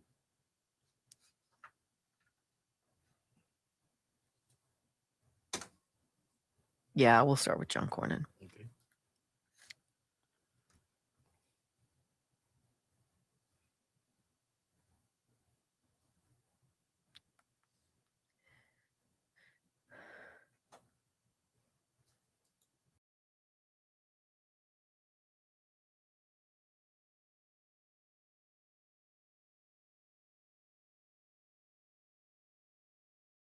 Up in the third hour, if I'm not mistaken. I want to read to you John Thune's opinion article that he wrote in the New York Post. It's kind of odd. I want you to hear what he had to say yesterday, John Cornyn, when a reporter asked him a question he didn't much care for. Listen. You previously said that nuking the filibuster would be taking a wrecking ball to Senate rules. Is that no longer true? I said I'd be open to reforms. What would you say to those who say you just changed your mind to win the president's endorsement? I'd say that's not true. You also said that if I think we're through. Go ahead. Go away. Thank you. Wow. You know, it's interesting because if you push somebody long enough, ultimately the real them kind of oozes out, right? So he seems like the affable, white-haired statesman. Congenial, smiling, welcoming, answers her questions. And then she's like, what do you say about when people are like, you're saying that you're for the SAVE Act because you're desperate for the president's endorsement. And then he's like, I'd say I basically had enough of you. And he does one of those brush offs with his hands. If he brushed me away, it would take probably everything I had to not grab his 70-year-old hand and squeeze the crap out of it and be like, how dare you? How dare you brush me off, Senator? Senator of suck? Senator of flip-flopping, of moving along with the wind, whatever you think is going to benefit you. How dare you wave me off as though I'm some part of serf in your fiefdom? Screw you, Jag, and vote for the freaking SAVE Act. Now, I probably wouldn't have a job long. Or would I? Or would I? It's sort of like John Fetterman saying what I'm not so sure he would have said before his stroke. Maybe he would have. I don't know. But this has me thinking, can everybody in the Senate have a stroke? Can we get everybody to have some kind of mental clarity on some of these things? I want you to hear this. John Fetterman, who is the thorn in the DNC side, he's like, look, I'm not signing on your happy little horse crap letter about we demand an investigation into this missile attack on a school. Well, we'll get it. We'll get it. He's like, look, kill everybody in Iran, not the people, the leadership. Kill them all. Get rid of everybody. Every last figment. If there's a whisper of the old way, get rid of it. Very interesting. Audio soundbite number 1. He's on with Elizabeth Vargas over at News Nation.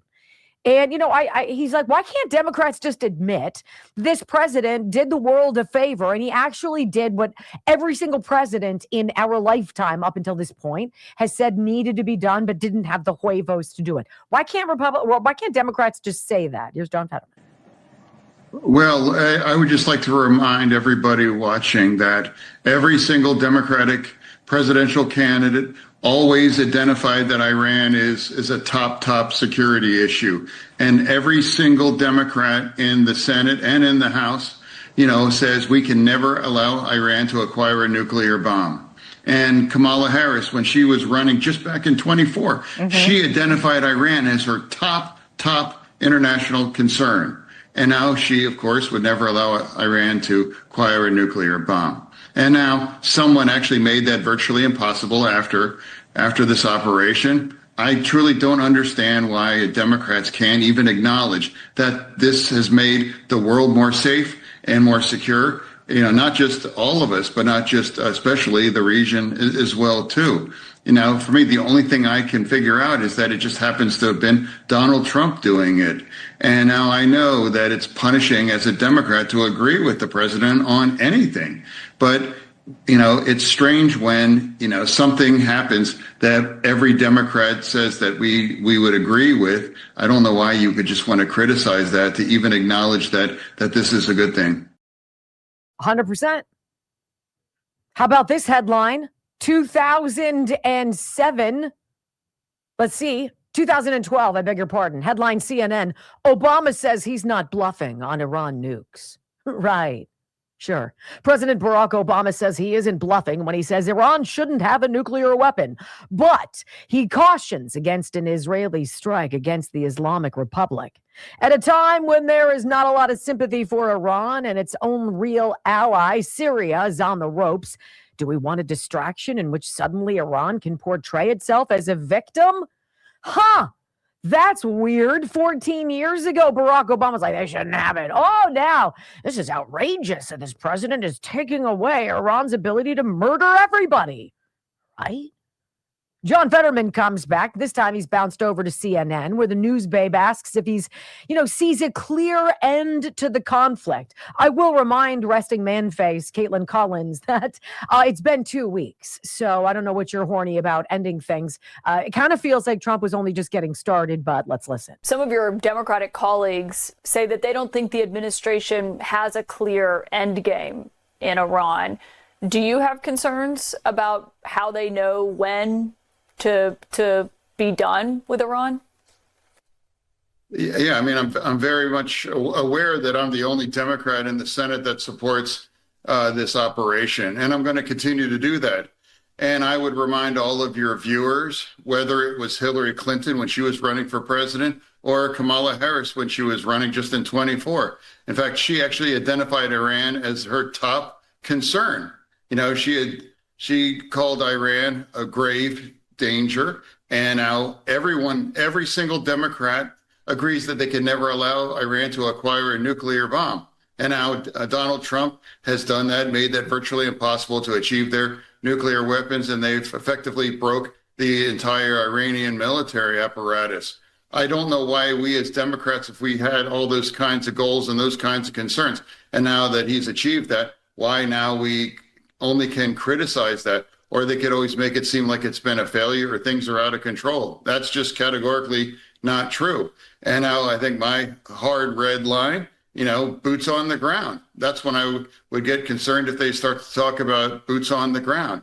And now I think even Secretary Hegseth has even said, no nation building, no nation building. No one wants to be a part of that. That was never a part of this mission thus far. When every single Democrat is, have to sit back and witness Trump developing this kinds of situation, or every single Democrat wanted those things. Now, I'm not sure why they can't just acknowledge that that's been a positive outcome. Whether that's just politics, for me, it's just been nothing more than a choice of country over what parts of the base would demand to condemn or pretend that it's a terrible situation. So sure Caitlin Collins was bracing for that one. I mean, he says all these past presidents have said this is what needed to happen. Let's go back to Bill Clinton on Iran. During his administration, he implemented all sorts of measures to isolate Iran economically and technologically. In 1995, he signed executive orders banning almost all U.S. investment in and trade with Iran. So there's the trade embargo. Then there's sanctions legislation, signed the Iran and Libyan Sanctions Act in 1996 to deny Tehran the funds needed for weapons of mass destruction. And then in 2000, the Non-Proliferation Act authorizing punitive action against entities providing material aid to their weapons. It's almost like this has been going on for decades. Oh, that's right. It has been going on for decades. Of course, the New York Times was happy to report U.S. missiles hit an Iranian school, 168 people reportedly dead. The CNN News babe asks about the letter that all the Democrats signed demanding Pete Hegseth give them answers. Why didn't you sign it, Senator Fetterman? You mentioned how you differ from your colleagues, your other fellow Democrats. Every Senate Democrat except you signed a letter today to Secretary Hegseth asking for an investigation into that strike on a girls' school in Iran. Why did you not sign that letter, Senator? Well, because we all agree that it's a tragedy having the school hit. Absolutely. And we all agreed now for an investigation. What I don't agree with the rest of my colleagues in the House is that it's a war of choice, or it's dumb, or all the things that my colleagues have described, this operation. I think it's a good thing, and I support that. So we agree that and actually the Pentagon is already investing it. They just acknowledged then that it seems increasingly likely that we were now on that, and now I think it's entirely appropriate. Just like my colleague from Louisiana said, it's like we should apologize. That's a tragedy, and I would remind everybody listening right now, the United States never ever targets civilians. Iran does, and including their own citizens, and they massacred that 35,000 of them just a couple of weeks ago. And the left, please, the left media is much more angry, about or talking about this hospital, and it is a tragedy, but they didn't seem to be as concerned about the Iranians massacring tens of thousands of their young people just a couple of weeks ago. He misspoke, meant to say about this school. Democrats are more upset about this school than they are about 35,000 protesters in Iran being killed by the regime. Riddle me that. George Bush, to his credit, John Fetterman saying every past president's been anti-Iran getting nukes. Well, in October 2007, we're reminded that Bush warned those interested in avoiding a third world war should also be interested in preventing Iran from gaining the knowledge necessary to build a nuclear weapon. Well, about that, they were a few days on their way away from that, right? The threat of knowledge, he argued that even if Iran didn't currently have a bomb, the capacity and the knowledge to enrich uranium was just as dangerous because it could be transferred to a secret military program at any time. It's almost like they've been spinning their wheels. And President Trump said, do it. And John Fetterman says, do it. Kill them all of the bad guys. And this is where he leaves Elizabeth Vargas in News Nation literally speechless. She giggles nervously because she doesn't know what to say. This isn't what people normally say in the Senate. You are confident that the world is better after the death of Iran's supreme leader, the Ayatollah Khamenei, but his son, 100%. Kill every last member of their leadership. Well, his son is now in charge, and he's considered even more of a hardliner. Well, they should kill him too. Oh, well, maybe they will, but in the meantime. Elizabeth Vargas just had a brain malfunction. She's like, I do not have a program that manages that kind of pushback from a Democrat. I have to laugh nervously. He's like, kill them all. Kill every single last one of them. You have 1% of that dude's blood in you, die. Harsh? I don't think so. Can everybody in the Senate now have a stroke? Maybe we could get some stuff done. When we come back on the Wendy Bell radio program, even comedians are seeing the irony in Fetterman's mental clarity post-stroke. Dial up a little Adam Carolla. Next on the Wendy Bell Radio Network. Right? All right. Let's see what I got for you guys.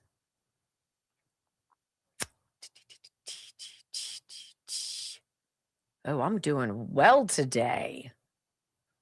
You know what? I'm gonna hold on to the wellness company's smile until tomorrow. I've been using their the wellness company's new toothpaste, and it's called Smile. And so I'm like, why do I not have a tube of this toothpaste? And it's one of those pumpy jobbies. And it's not one of those things that's like it leaves your breath like sparkling fresh. It you can tell it works. So it uses peptides, not fluoride. Why am I just telling you about it? Anyway, I'll talk to you about it tomorrow. I think it's great. And it's all about building up. I have some sensitivity up here. How does that happen all of a sudden? And the dental hygienist with her little silver guy. And I was like, ah! Right? And she's like, a little temperature problem there. This toothpaste helps rebuild enamel. Oh, shoot. Why don't I just tell you about it? What the hell am I doing? He's supposed to, I think, play something for you. Let me see if it's supposed to. Yeah. There's B-roll he's supposed to play. I'll wait for him to come back. I wasn't going to do it, but what the hell? I like the product. And I'm like, something that whitens your teeth, strengthens your enamel, and helps build back. Like when you have receding gums, it helps prevent that and build back healthy gum tissue. Like, okay, I'll have it. twc.health/Wendy. twc.health/Wendy. You're going to get 10% off and free shipping. I love it, especially if you have sensitivity, right? And they're like, well, you are over 50. And I'm like, stop it. Stop it. We all know that. twc.health/ Well, you know what they say? More than 78% of people worldwide experience gum recession that develops slowly over time. In the United States, nearly 50% of adults over 30 show signs of gum disease. Oh, I don't. Hopefully not. And by age 65, that number reaches almost 60%. Gum loss is not just cosmetic. It exposes tooth roots. It increases sensitivity. It can lead to decay and even tooth loss. I wasn't going to do it, and then I had to do it because I started talking about it and I couldn't get out of it. So you're supposed to run a video. So you have to click the video real fast. You have like 2 seconds to do it. Smile changes everything. That's what it's called. The wellness company. It's called Smile. It's the first ever fluoride-free peptide toothpaste designed to assist in the reversal of gum loss at the source. Peptides, like things I don't know about, support natural tissue repair, strengthens and remineralizes teeth. You can whiten without peroxide while soothing botanicals like blue spirulina and aloe vera calm sensitive gums. The result is stronger gums, healthier teeth, and a brighter smile. So there you go. twc.health/Wendy. I don't really think you guys need to watch it. You can just look at me because that's so much better. Your rumbles suck. Wow. I know. I'm sorry, but John Fetterman and his mental clarity have really affected me. You just got to call a spade. You guys, we like just got 2,000 rumbles. That's terrible. That's so bad. And it hurts me. I'm wounded. Wow. Feeling like you don't.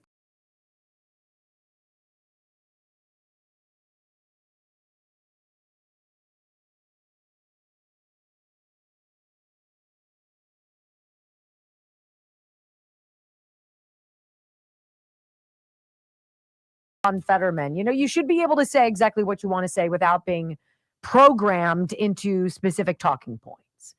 And there's way too much control. There's this homogenized Democratic Party until John Fetterman came along.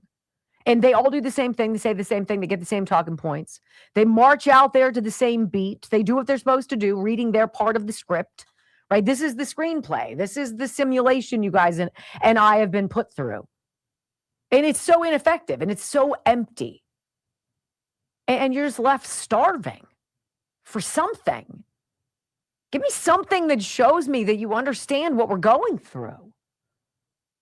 Give me something that tells me that you realize you are horrible as leaders, and much of our angst and ailments, much of it is because of you. Adam Carolla sees it.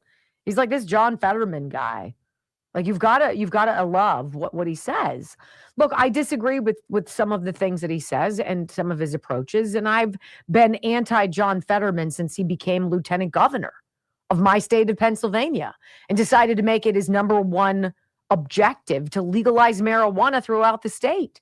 And so we traveled through all 67 counties of the Commonwealth, not to see if people were doing all right, not to see if people, were making ends meet, not to see if they were economically surviving, how people's kids were doing in school. What do you want to talk about? You wanted to go talk about legalizing weed and letting people, dangerous criminals, out of jail. He's like, don't you think some people have served enough time? No. You kill my parent or something? No. I don't believe there should be lenience. Bad decision. Punished forever. No. But then he had that stroke and things just kind of went weird. Maybe I was unfair at the beginning. Maybe it triggered something. But Adam Carolla sees it too, comedian. And what is he specifically talking about here? Let me pull it up. He's like, why is this guy the only Democrat to sometimes tell the truth? Not always, but sometimes tell the truth. The left lies about anything and everything they can to smear Trump, except this guy. Listen. Intellectual dishonesty pisses me off the most.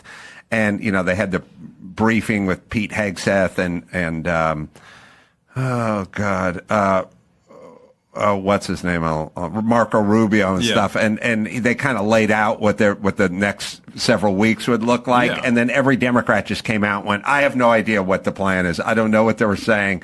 They were talking about boots on the ground. Like they just acted like basically Trump was just spinning a globe around and pointing at stuff and they were bombing that. Like it's always a weird thing when something is pretty well coordinated, pretty well thought out, and pretty well executed, but you can't agree with the side that did it. So you have to come out and go, there's no plan. It's total chaos. I don't know what it is.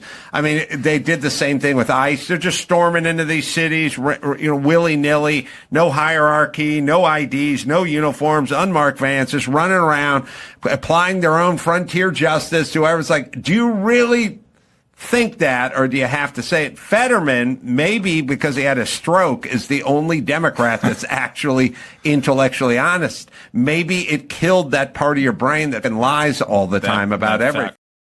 Yeah, maybe it kills that part of your brain that lies all the time. And so now I guess we're waiting to see. I guess Brock sent me something about, what was this about Ron Johnson? Brock, that you sent me, he's going to do something in the Senate regarding the filibuster. He wants a vote on the filibuster so Republicans can't hide from their vote. So here's what it says. Breaking, Senator Ron Johnson just demanded a vote to nuke the 60-vote filibuster so that the Save America Act can pass. To put Democrats on the record, I think it's to put Republicans on the record. I think it's absolutely to put Republicans, don't you? Well, that's what he says in the next line. Let's not protect Republicans from having that vote. That's exactly right. You should not have a lifetime appointment. And it's funny because the Democrat Party, when Donald Trump is in charge of picking Supreme Court nominees, they howl about either stacking the court, we should have more, packing the court, we should have 19 Supreme Court justices, right? The same way Puerto Rico should become a state, the same way DC should be a state. It's all a numbers game. It's a shells game to the Democrats. It's not what's beneficial to you. It's not about getting good legislation. It's not about what's right? It's about that. And then they howl about the candidates, and then they come back the other which way and want to do the exact same thing. It's like they think that you don't see that and you don't hear that. It's dangerous. Well, shouldn't we have term limits? They say that the Supreme Court shouldn't be a lifetime appointment when they're displeased at Amy Coney Barrett, who's been a disappointment, or Brett Kavanaugh or Neil Gorsuch or whomever is the latest Supreme Court. What do they say? These shouldn't be lifetime appointments. These should be limited. They should be 10 years, 20 years maximum. Well, you know what? Funny. Because America is calling Democrats and Republicans, and we're demanding term limits. We shouldn't be stuck with you the way Iranians were stuck with a murderous regime. What if you want to break up with your Congress? When we come back, Senator Cornyn's curious change of heart about the SAVE Act and his op-ed. Does it convince you that he's now MAGA? Next on the Wendy Bell Radio Network. I'll be right back.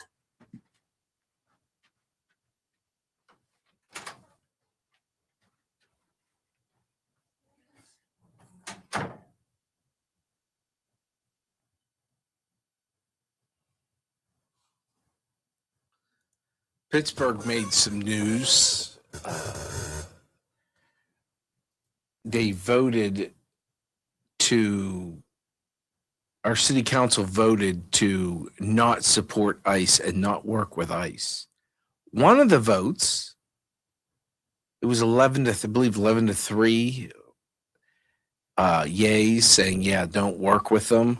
One of them was a no vote because they didn't go far enough. This councilman said that they should be arresting ICE officers.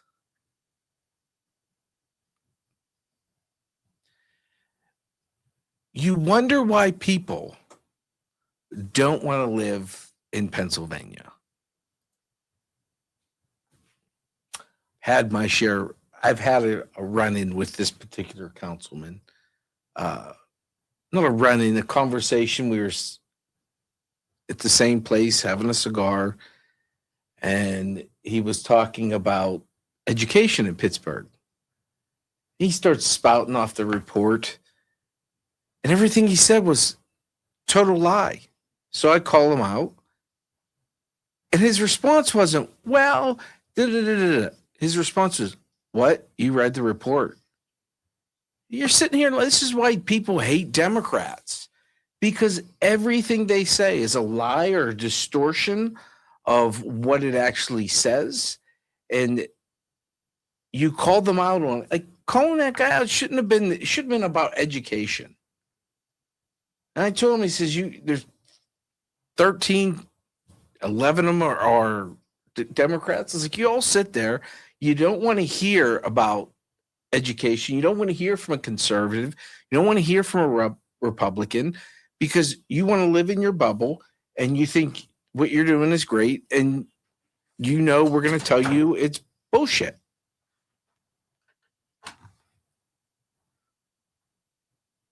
I have a serious question for you guys. Do you believe that this oppose Trump thing ends when Trump leaves office? No. I don't either. Because now I don't either. It started with oppose Trump, and now it's oppose capitalism and anything that conservatives stand for. Like, is a President Marco Rubio. See, this is why I see Rubio is strategically a much better choice than J.D. Vance. Rubio was unanimously approved to be Secretary of State. He works on both sides of the aisle. You get unanimous support almost never. Almost never. So what are they going to say about a candidate, Marco Rubio? How are they going to assail him? What's going to be his Achilles heel? What will be that weak spot? What is there? I'll tell you what, he starts speaking Spanish, he's gonna get the Latino vote. I'm telling you what, it's Rubio and JD, it's gonna come to this. And JD Vance is gonna have to be a big enough man to step aside. And maybe they position him somewhere. Maybe it's JD Vance. You see, JD Vance, I don't think is going to want to be relegated into the Supreme Court, even though most of us would consider that a giant honor. I think is he a lawyer? Mm-hmm. Yeah. I don't think you have to be on the Supreme Court. Maybe it's that you didn't have to be a judge. You didn't have to be a judge. But can you imagine that? Think about it. That's a great discussion to have on the show. God, I'm good. Just kidding. This is interesting, though. Benny Johnson. Okay. I tried. Let me ask a question for you. This is the behind the scenes stuff that you don't get if you're just listening on the radio. Right. Now, when we label things, we as in Wendy, she'll put like, this one is like Benny 1, Benny 2, Benny 3, Benny 4. Instead of putting Benny Johnson 1, Benny Johnson 2, we just put Benny 1. And I will. I don't know. I would be offended if I was Benny Johnson. No, you wouldn't. Be like, why does this lady keep calling me Benny Thompson? The walrus. The one who we keep beating on the leaderboard every day? Oh. Not on Twitter. No. He's huge on X. He does good work. I agree. Hey, man, the more the merrier. Yeah. Moregainsfitness.com, moregainsfitness.com. And I want to read you what this woman said because she's 73. She said, it took 2 years for me to make the decision to sign up for Kelly's Ignite 90 program. I was intimidated by the machines and the fit bodies using them, but I was inspired by the testimonials of those who went through the program. Kelly completed all of my baseline testing, and Logan guided me through each set of new workouts each month. I took videos of her doing the exercises. If I had any questions about the program, Logan was available for me to contact. Plus, I had the videos for reference. I surprisingly enjoyed using the equipment and chuckled to myself each time I increased my weights. Getting used to eating all of my macros was challenging. It's a work in progress, but I'm eating more food than I'm used to. I've noticed improvements not only physically, but mentally also. I feel stronger and more confident in the gym and when shopping for healthy foods to eat my macros. I'm stronger than I've ever been. I'm pleased with my results so far. I've had some success. 3-pound fat loss. My clothes are beginning to feel looser. Thank you, Kelly, for the Ignite 90 program. It's given me a new direction and keeping me healthy with cholesterol, blood pressure, balance, and strength. MORGAINZ fitness.com. Moregainsfitness.com. Because it works. 90 days online, you at your house, working your butt off. 90 days. Different shaped butt. Benny Johnson. 3, 2,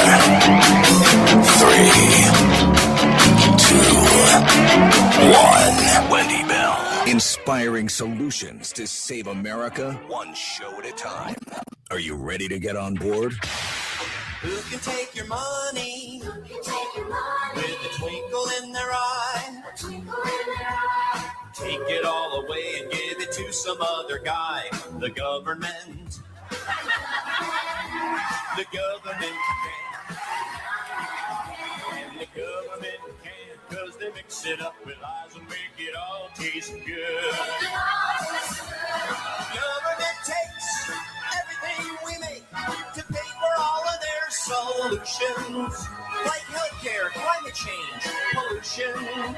Just throw away the Constitution. I wrote that, thank you. Who can give a bailout? Tell us to behave. And make the founding fathers roll over in their grave. I don't care if you hate me, I'm going to sing it anyway. Oh, the government can. 3 hours of bold truth and excellence. You've just signed up for the WBR Army. Welcome aboard. This is the Wendy Bell radio program.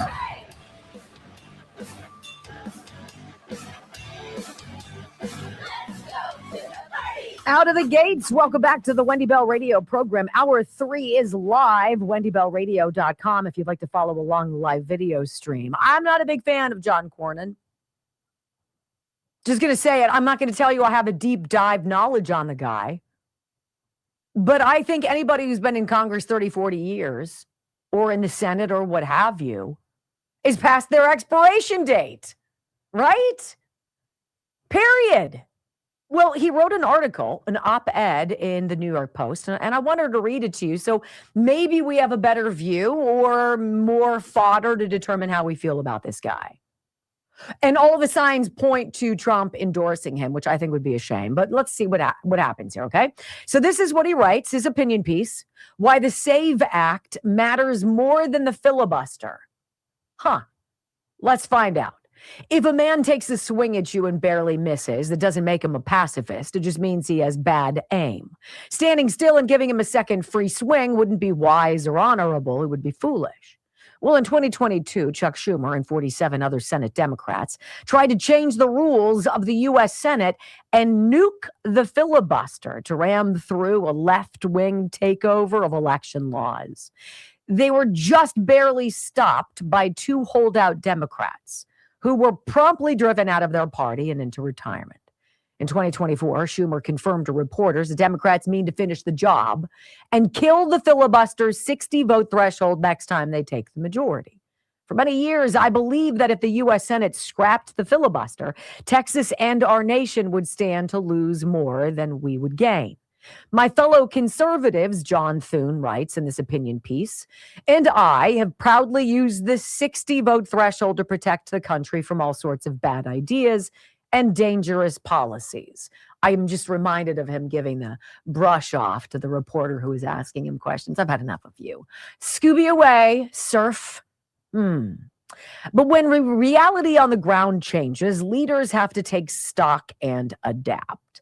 Today, Democrats are weaponizing the Senate's rules to block the Save America Act, defund the Department of Homeland Security, and hurt the American people, all to spite President Donald Trump.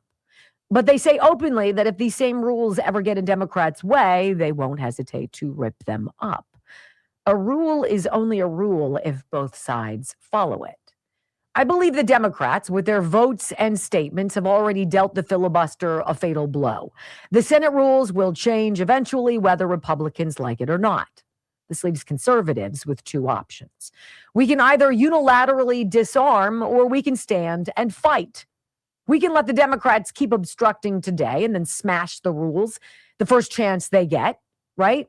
Or we can act now and use the mandate the American people gave this president and this Congress to secure our elections, protect our homeland, and bring back common sense. The answer is clear.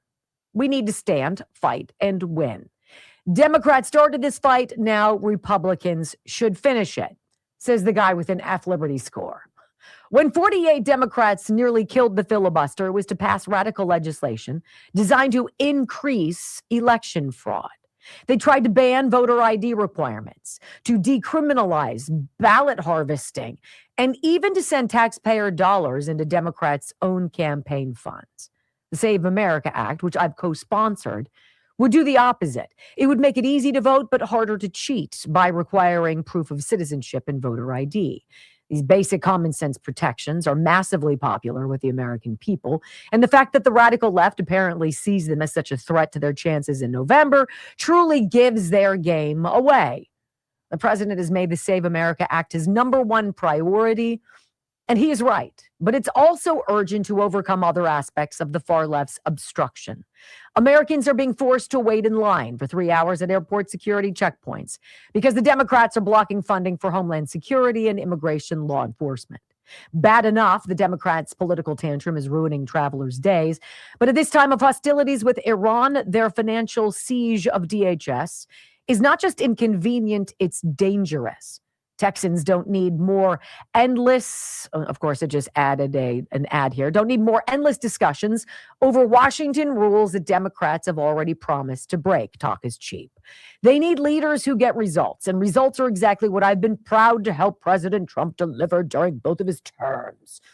And so he goes on and says, well, I've come this far, so I'm going to finish it. All right, let's see what he says. I've partnered with the president to cut taxes for working families, rebuild our military, stop inflation, transform the courts, and secure our border. Now this success story needs its next chapter. After careful consideration, I support whatever changes to Senate rules it may prove necessary for us to get the Save America Act and Homeland Security funding past the Democrats' obstruction through the Senate and on the president's desk for signature. This could be the talking filibuster that removes the obstructionists' free pass and makes them defend their indefensible views on the Senate floor, or it could be a different reform. Process matters, but outcomes matter more. The Democrats' assault on election integrity and national security must be stopped. Leadership means upholding core principles and applying them thoroughly as circumstances change. I spent years defending the filibuster because the 60-vote threshold was a net benefit to Texas and our nation. Before moderate Democrats went extinct, the rules worked.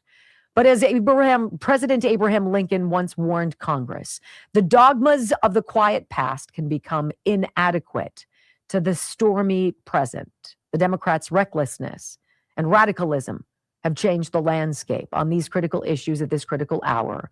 The old procedures no longer align with the core American principles we must defend. It is time for Senate Republican Conference, led by our strong and strategic Majority Leader John Thune, to retake the initiative, rebuild momentum, and get results. I respectfully urge the remaining handful of my Republican colleagues still holding on to the old position that I used to share to reassess the new reality and update their thinking. We should use the authority the voters have entrusted in us to pass the Save America Act, fund Homeland Security, and bring the far left's obstruction to an end. That was John Cornyn. So, Brock, did you get out of that he's ready to nuke the filibuster? Because I did. That's what I thought. That's what I thought. Isn't that what you heard? Yeah, that's what I thought. Is that what you guys heard? Yeah. So what's he doing? Is this in conjunction with what Senator Ron Johnson just posted? Nuke the filibuster. Make everybody go, vote, show their cards, and proceed. I don't know, ladies and gentlemen. I will say Benny Johnson had on Sean Davis from The Federalist on his program last night, and they're talking about who these Republicans are who are opposed to the Save America Act. And Sean Davis has a very similar perspective. I forget who it was who was saying he thinks they're like Glenn Beck, who's like, I think there are several holdouts, Republican senators, who simply don't want to get off their butt and work. Listen. Get me in the mind of Mitch McConnell, Susan Collins, John Curtis, and Lisa Murkowski. What is it? Is it that they think that their seats will be nuked if only Republicans and American citizens can vote? Like, what's the motivation there, Sean? Sorry for the long question. Lisa Murkowski is a Democrat, so that's easy. A Democrat, by the way, who kept her seat because Mitch McConnell went out of his way to keep her seniority, even when she left the party after losing a primary. But Murkowski's a Democrat, so that's why she opposes it. Susan Collins, she's from Maine. Maine's weird. I can almost just spot her. Like, okay, Susan, you've got tough re-elects all the time. It's not popular there. Your state's getting overrun by Somalis, whatever. The other guys, McConnell, Curtis, I don't think that it's actually that they oppose voter ID. It's that they oppose having to work to implement it. And it comes down to what they view the Senate as. To Mitch McConnell, the Senate is his means of protecting his own power. He goes out and raises a ton of money. He's able to go and browbeat corporations into donating to his PAC. That's how he gets power in the Senate.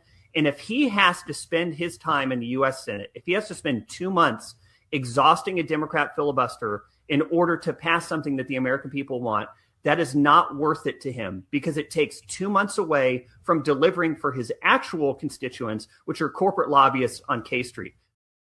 Before we run up on a hard break here, I want to run this Benny Johnson sound, because he obviously worked in Washington and he knows how all of it works. And he describes the manipulation, the viciousness almost of Mitch McConnell. Listen to this. Living in D.C. for 15 years, there was nobody that understood that system better than the McConnell mafia.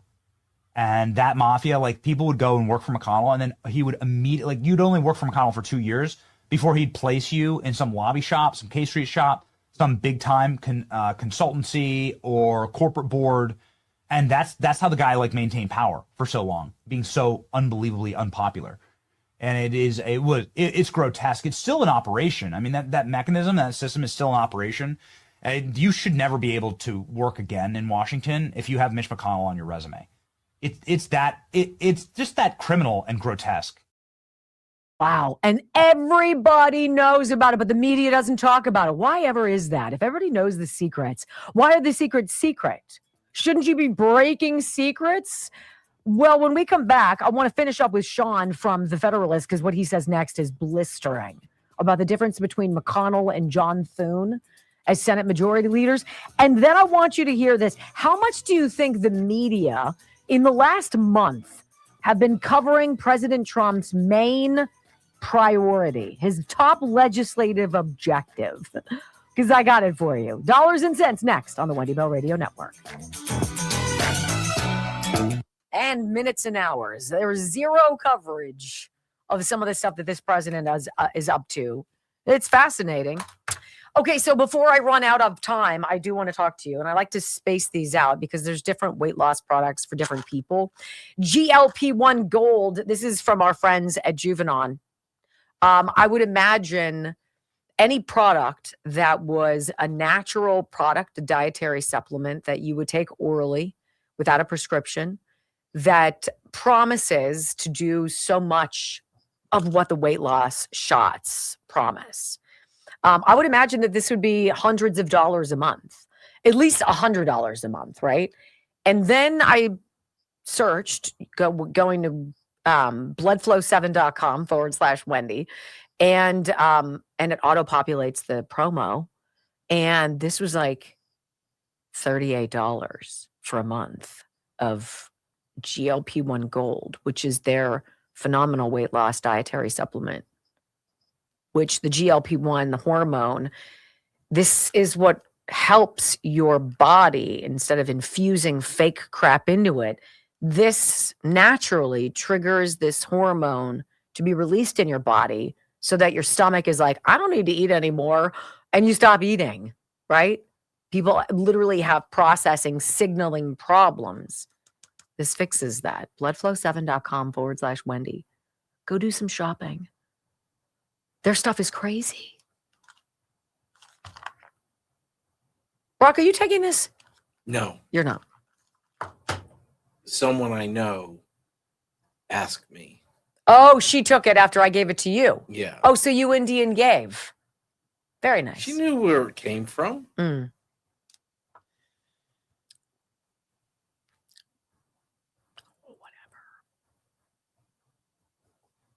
Did my admonishing of you guys help, or did it just offend you and make you angry? 242. It offended you and made you angry. I'm sorry. But hey, look at X. We're at 800. 800 people on X. Where you been, babes? I've missed you. I've missed you. It's good to have you back. Are we going to play the third bite? Yes. Okay. Yes, sir. Wow. Yes. I love the third bite. See, that John Thune op-ed is written to Donald Trump.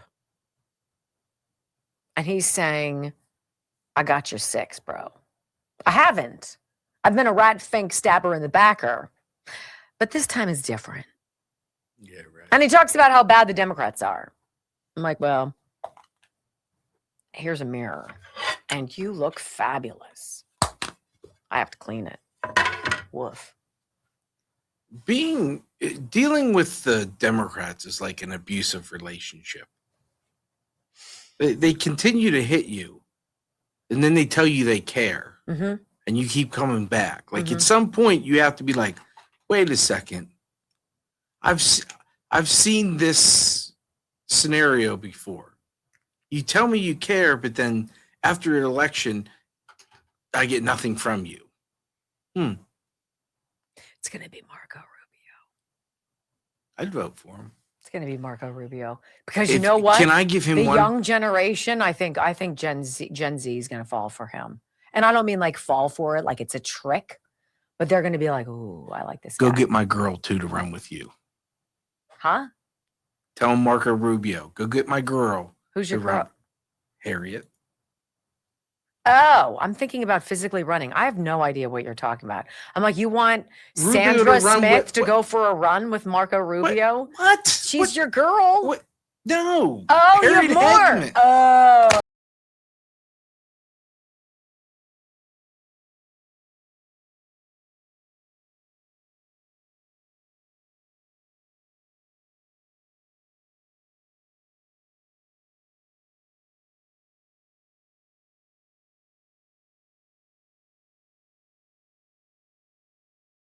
Federalist, which is a great website. They have awesome insight, thefederalist.com. He's like, look, I worked in Washington. I know exactly what Mitch McConnell was. He's a fundraising machine. He's a lobbyist dream, but he's not working for the American people, right? And this is where Sean Davis draws the distinction between Mitch McConnell and John Thune as Senate majority leaders. And it is It's somewhat blistering. Listen. It's fascinating to see the difference between Thune and McConnell. McConnell is very, very smart, utterly vicious, very good at what he does. But he's kind of been out of it with all his health issues. So he installed his boy, John Thune, who looks great on camera, but isn't all that bright. He just doesn't have the viciousness and the smarts that he needs to do this job. Had Mitch McConnell been leader, truly on the floor every day, he would have nuked the Save America Act from orbit like months ago and never would have allowed it to get this kind of momentum. But John Thune just isn't very good at it. So he's just been floundering for like months, like a fish who's been thrown out of the bowl and is like gasping for water. And so now he's like trying to put the toothpaste back in the tube, but he just can't do it. I for one, it's depressing watching how little our leaders actually care about what voters want. But in another sense, it's kind of just amusing to watch how bad he is at the job. Isn't that so true? How about this from newsbusters.org? Elitist media ignore President Trump's top priority, the Save America Act. What are you talking about? It's all we've been talking about. Well, on Monday, President Donald Trump made it very clear that passing his popular voter ID bill, the Safeguard America Voter Eligibility Act, is his number one priority. This comes on the heels of the Truth Social statement he made Sunday that he will not sign other bills until this is passed. So Newsbusters previously reported Friday that the broadcast networks have completely ignored the Save America Act legislation since it passed the House on February 11th. What? That was a month and a day ago. Really? It's been a full month? And crickets? Yeah, there's also been a similar lack of interest from the big four news apps. Since Friday, the president has doubled down on his pressure to get the bill passed. So did this finally prompt the networks to cover it? No. MRC analysts, Media Research Center analysts, reviewed ABC, CBS, NBC evening and morning news shows from February 11th, when the Save America Act passed the House, to the morning of March 10th, which would have been Tuesday, and found that the broadcast networks have devoted 0 seconds to the bill that enjoys over 70% approval in recent polling. It's as high as 85% in others. Are the networks deliberately refusing to cover the bill, hoping that this popular Trump agenda item will just die on the vine? Yeah. It's exactly what it is. I'm going to ask you this. This is interesting. This was a question put out in a poll. Rasmussen, you ready? Here's a question. How likely is it that cheating affected the outcome of the 2020 presidential election? Houston, Democrats have a problem. Democrats, 45%. 45% of Democrats say it is either very or somewhat likely that cheating affected the outcome of the presidential election. How about independent voters? 64% of independent voters said, yeah, it's very likely, or at least somewhat likely, that there was cheating in 2020 that affected the outcome. How about Republicans? Well, that's a slam dunk. What's that? It's 80%? 80%. All voters, 43% say, when you aggregate all those together, 43% say, yeah, we're pretty sure, very sure that there was cheating. 19%, 1 in 5, are somewhat sure. So right there, you've got 2/3 of the people in this poll, regardless of politics, saying it's likely, either very or somewhat, that cheating got us Joe Biden. Do you know how blisteringly punishing that is? In terms of those who say not a chance. There's not at all. No way was there cheating at all in this way. If you believe that there's no cheating ever, right? If you're that absolutist, you're going to lose every single which way. This is the scary part. When asked, how likely is it that cheating affected the outcome of the 2020 presidential election? 40% of Democrats said not at all. 40%. La, la, la, la. I do not see you or hear you. Blah, blah, blah, blah, blah. Right? There are a lot of people out there who will not be safe, ladies and gentlemen. When we come back on the Wendy Bell radio program, how about it?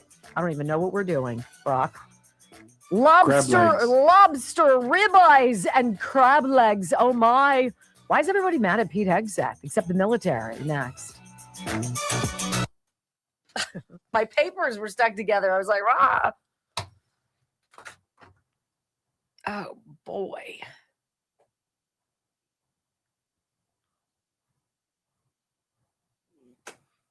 Did you not tell me what time you were eating tonight on purpose? Do you want some wings? No. You're always welcome to come over for wings because Joe has a sandwich that he was given at work yesterday that he wasn't able to eat. And he was going to eat it tonight. And so I have 3 big trays of wings.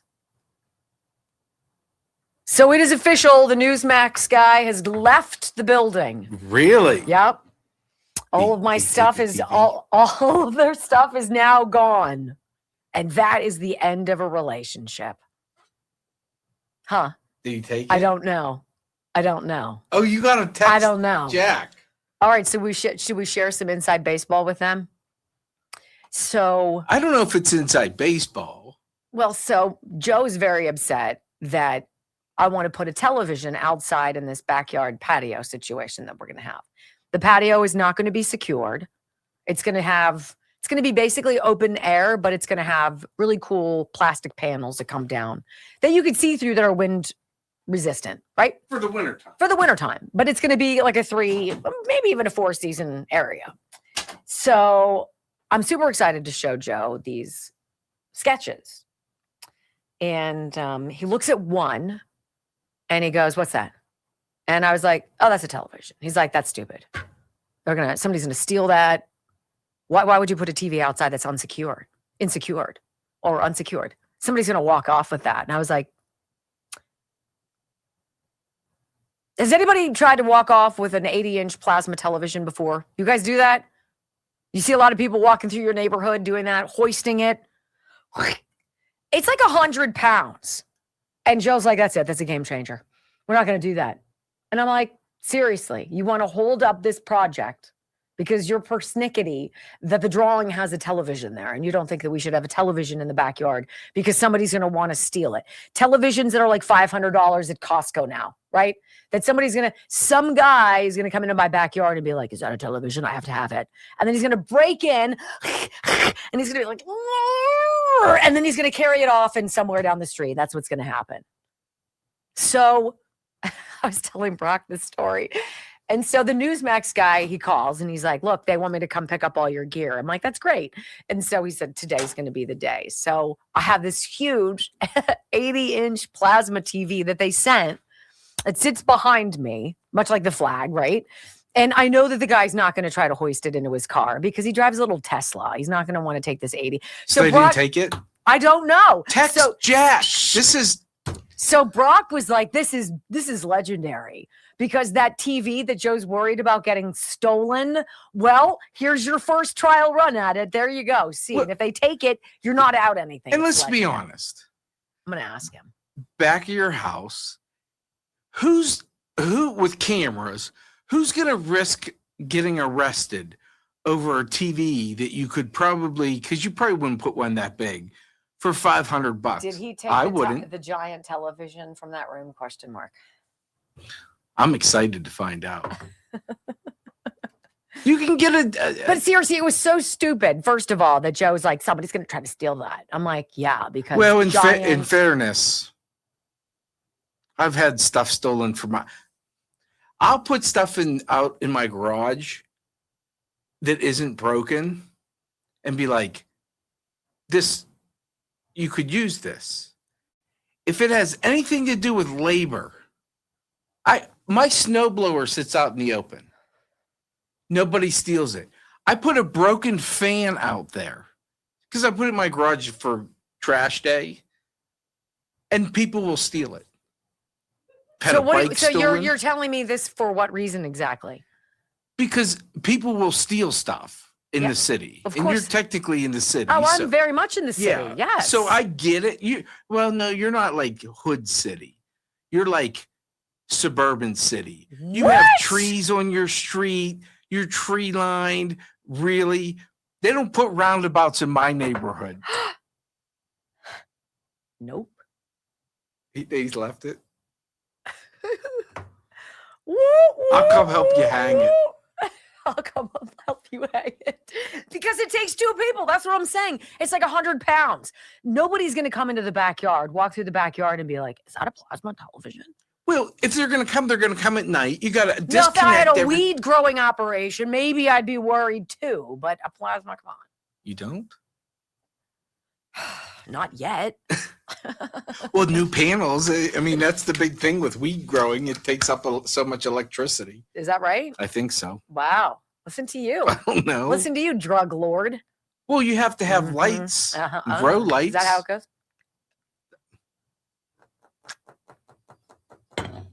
Look, I'll hold your frother hostage. You already have. I wasn't allowed to use it today. You're allowed to use it whenever you want. Let's see if it actually has batteries. See, Native Path strikes me as a company that doesn't bone you and give you something without batteries. I'm just going to say. Until you open the box and you're like, oh, they boned you. Like, ah! Then I'll just be like, let's see. Oh, it's battery. So you have to charge it. Oh. Okay, that looks bad.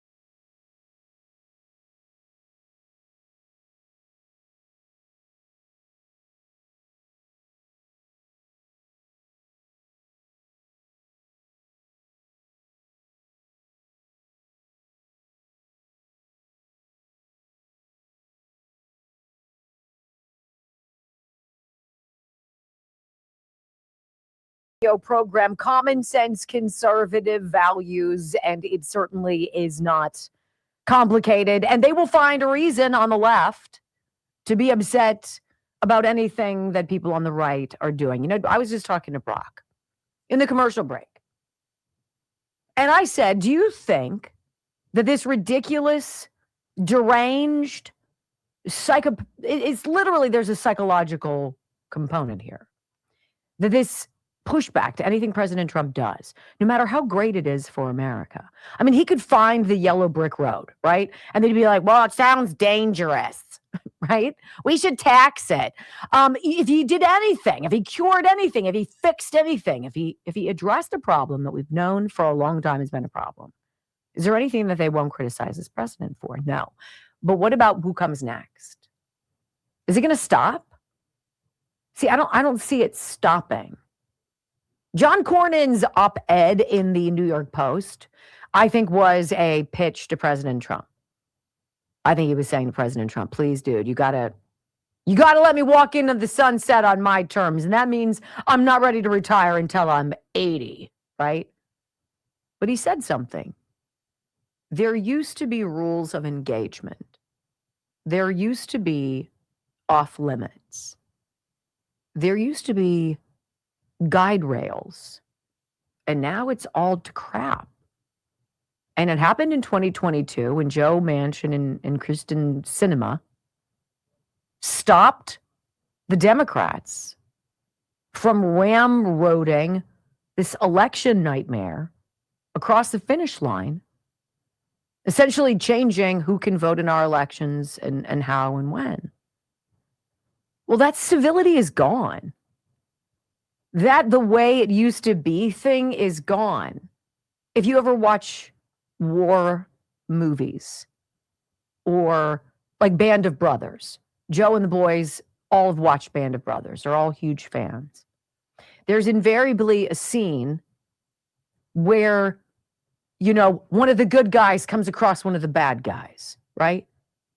And you're in this situation where you could shoot and kill and take him out, but he's wounded. And you see him as being just like you are, but wearing a different uniform. and the stories of being human instead of fighting and killing. I don't know if that exists anymore on the left.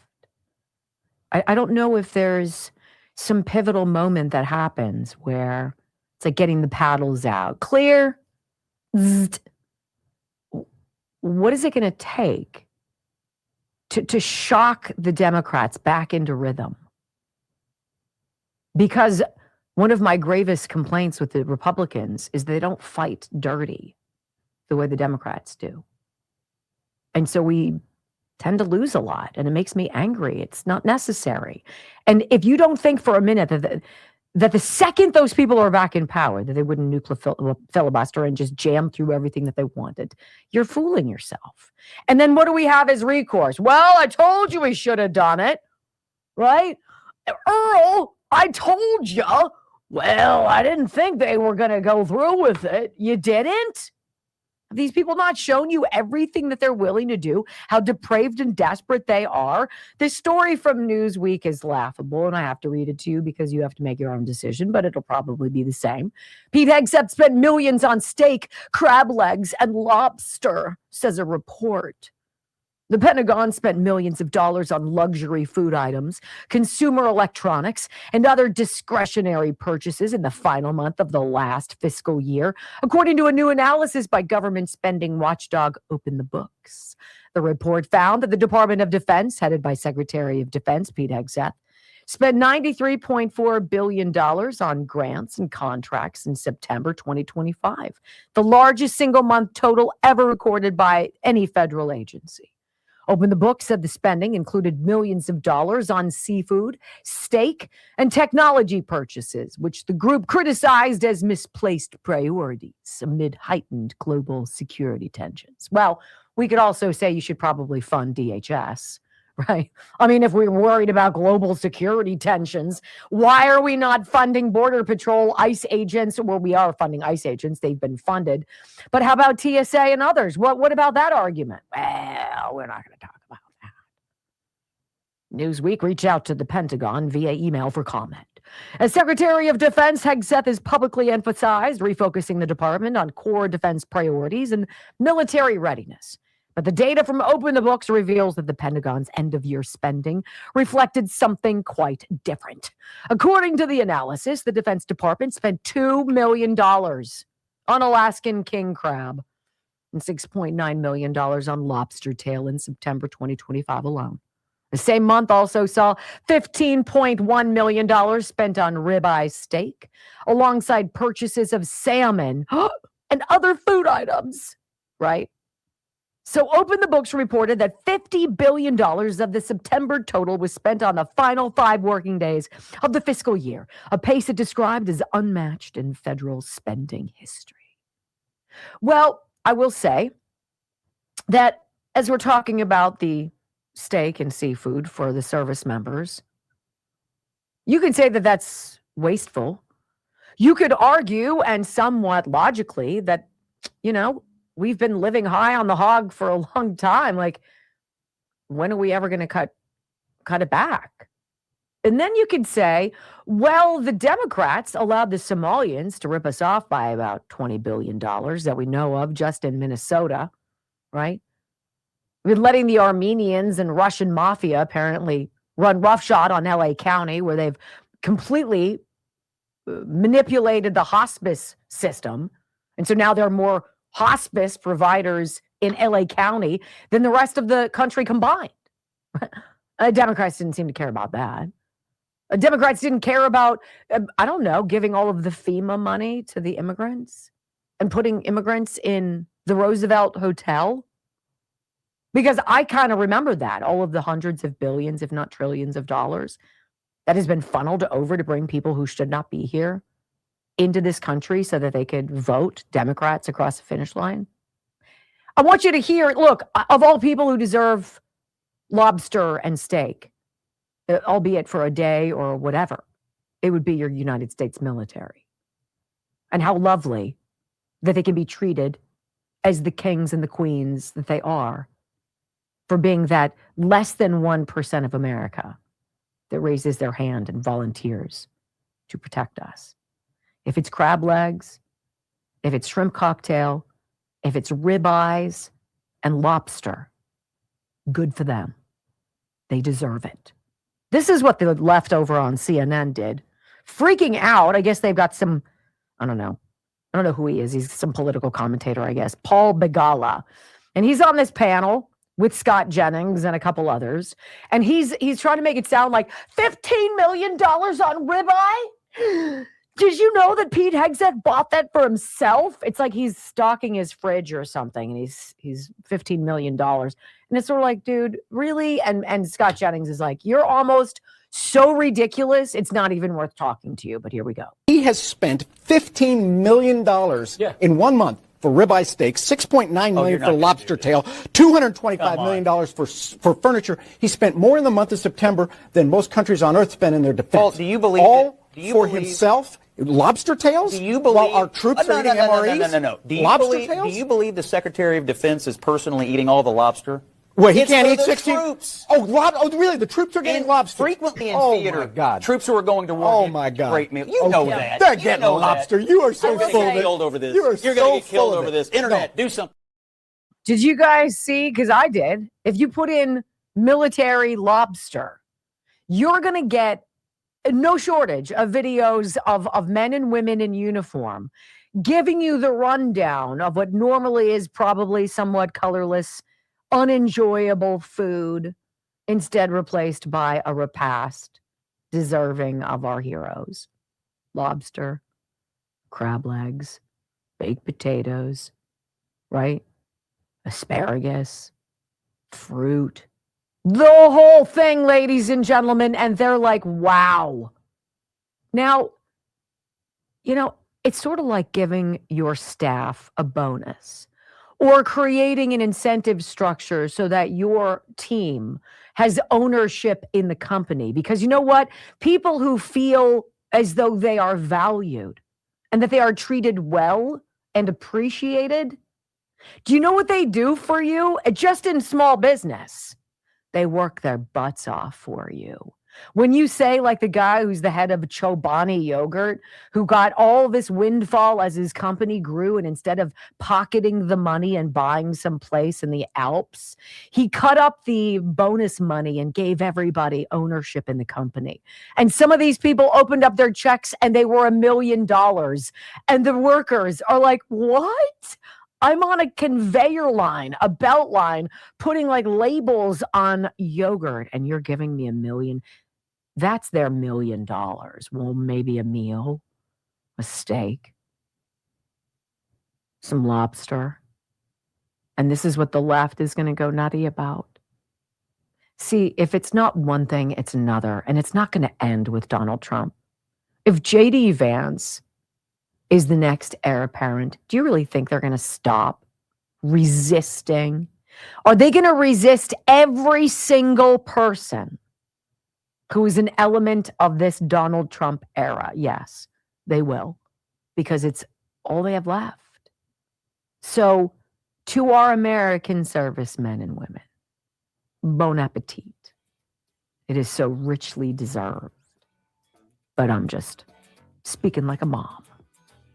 When we come back on the Wendy Bell radio program, oh, thank goodness, Jill Biden has some super exciting news for you guys. I can't wait.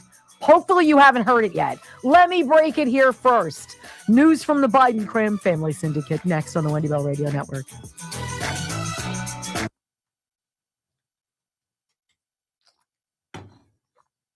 My abdominal muscles hurt so much right now that coughing is extraordinarily unenjoyable. I don't know how you guys feel. I didn't really get a good vibe on what the reasoning was for why lobster and all this stuff. But you know what? I'm going to say maybe we should start treating the military a little bit better. Maybe we should make it more of an incentive-based thing, right? And I'm not saying that lobster is going to make you sign up. I might get some lobster once in my life. I better go, sign up. No, but they're the people who deserve to be treated well in this administration are being identified and thanked. And it's refreshing.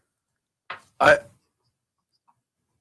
think going back to asking about the Democrats, if they'll change their ways when Donald Trump is out, my analogy would be the Democrats, and you could probably speak better than I can on this as being a parent.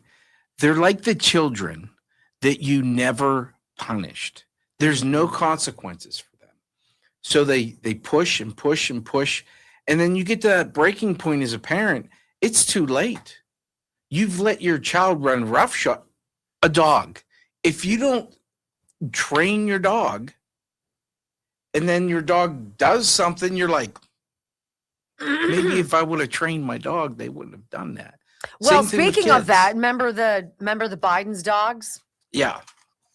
Look, how many which ways did you need to be told that those people were D-bags? I mean, if you have a dog that bites people, and you've had multiple dogs that have bitten multiple people, and it's okay, I'm sorry. If you have a son who's a crack addict, sex whore, right, who breaks human trafficking laws and imports prostitutes and snorts blow off their butt cheeks, I feel sorry for you. If there's a diary that shows that you bathed with your daughter when she was a teenager, I'm going to go with there's a problem. There's a problem. Right? When you make $30 million from foreign countries, cars and diamonds, I'm going to go with there's a problem. See, all of this stuff actually happened. But see, here's the thing. Why does Hunter do all that? Because that was allowed. Why did their dogs bite? Because they allowed it. You got to nip shit in the bud.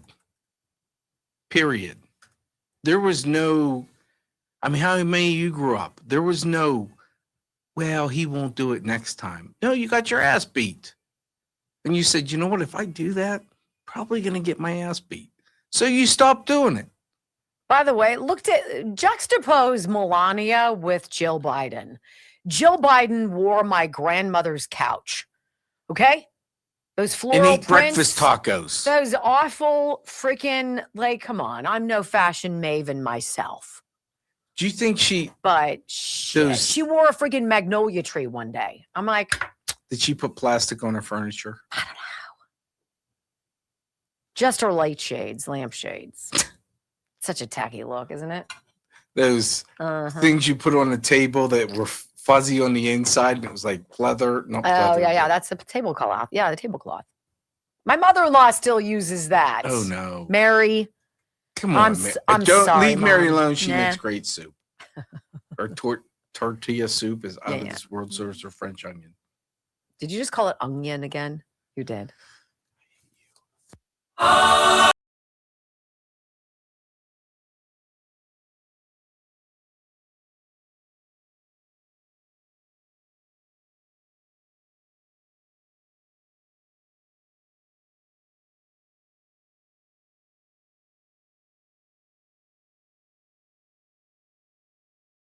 Dog, Brock. Have you ever heard that? Does the Trump I don't family? believe they do. No, I don't think they have a dog. I don't think they do. We were just talking in the commercial break about the juxtaposition between this first family and the one that we had allegedly before, the Joe Biden hyperbaric chamber crime family syndicate, right?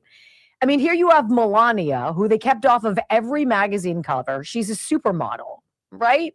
And they kept her off every magazine cover in the world when Donald Trump was president the first time, right?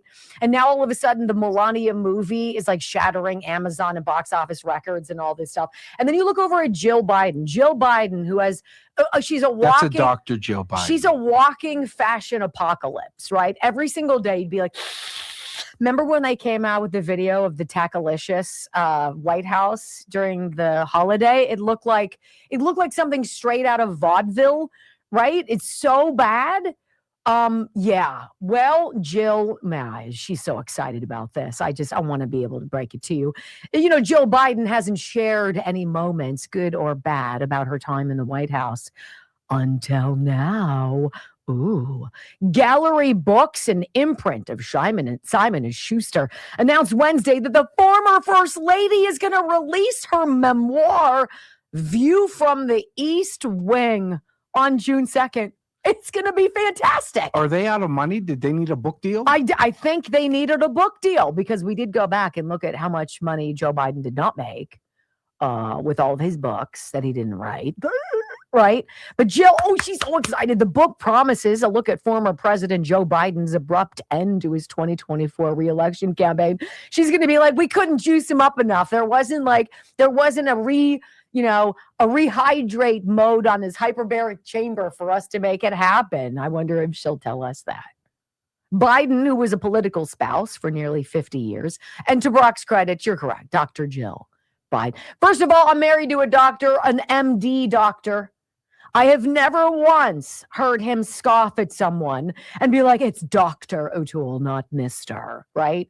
Only a complete turd sandwich would do that. I asked Joe when I first met him, I said, how would you like me to address you? Dr. O'Toole, Dr. Joe? And he looked at me, he's like, Joe. Yeah. I'm like, oh, okay. Weirdo. Dr. Joe, former First Lady, also announced her memoir's launch in an Instagram video. I can't believe I missed it. I'm super sorry. I'm usually better at this stuff than that. She says it's time to finally set the record straight. Oh, I can't wait. Because of all the other times that you were lying to us, now you're gonna tell us the truth, or you're just gonna double down on the lies. Yeah, I don't know. So what is the former First Lady's memoir about? The book is, quote, a reflection of my 4 years as First Lady, as I was screwing up all of the decor in the White House and making it tacky, tacky, tacky. I'm sorry I added that. It was kind of cathartic for me to write it. And I wrote about the, sometimes painful, but other times, most of it, really beautiful moments that Joe and I shared during this presidency. Like when our dog mauled and Secret Service agent, stuff like that. We love that dog. He bit a lot of people. Parts of this story have been told, but not all of it, Biden said in the video. I shared the good moments that lifted me and the difficult ones that challenged me. She shares, and she also reflects on the end of the administration when Joe made the unprecedented decision not to seek re-election. Is that unprecedented? He was 1,000 years old. He walked into the bushes. He didn't know who Hillary Clinton was. He needed the Easter Bunny, right? To lay jelly beans to where he needed to stand. And he sniffed more than he did anything. Unprecedented decision not to run again. What made that moment so special for our family and for me personally after years of public service? It was such a big moment. I would just say he was never going to win. So maybe there's that, Do you think Joe did the audiobook? In America means one thing. And you're like, what? And then there's that woman, what's her face? Ketanji Brown Jackson, whatever her name is, who couldn't tell you what a woman was. She's standing behind him and the White House is in the background or whatever. And he's like, in America, it's one word. And he says something that's like 74 syllables. And you could see her left eye start to twitch. You want to be like She's Joe, like, buy a vowel. She's like, what? So then ladies and gentlemen, it's coming out soon. Publisher noted that, hopefully we'll get this here before Mother's Day because you can pre-order it now. It's coming out June 2nd. It is not a New York Times bestseller yet. You can pre-order it. Yeah, you can pre-order it, be delivered I'm on so June worried. 2nd. It's going to be hot. And I want to make sure it's sort of like that whole vampire thing. What was that called? That whole book, Twilight. It's that hot. That's how I'm so going to be in line waiting for that. It's probably like the Harry Potters. It's totally like Harry Potter, right? Make believe. There you go, ladies and gentlemen. See, for those of you who think we can't have fun and tell the truth, I've proven you wrong. Great to be with you on the Wendy Bell radio program. Wrap up the week with us tomorrow. Bring a friend. Download the app, wendybellradio.com. Love you guys. Have a great day. Peace.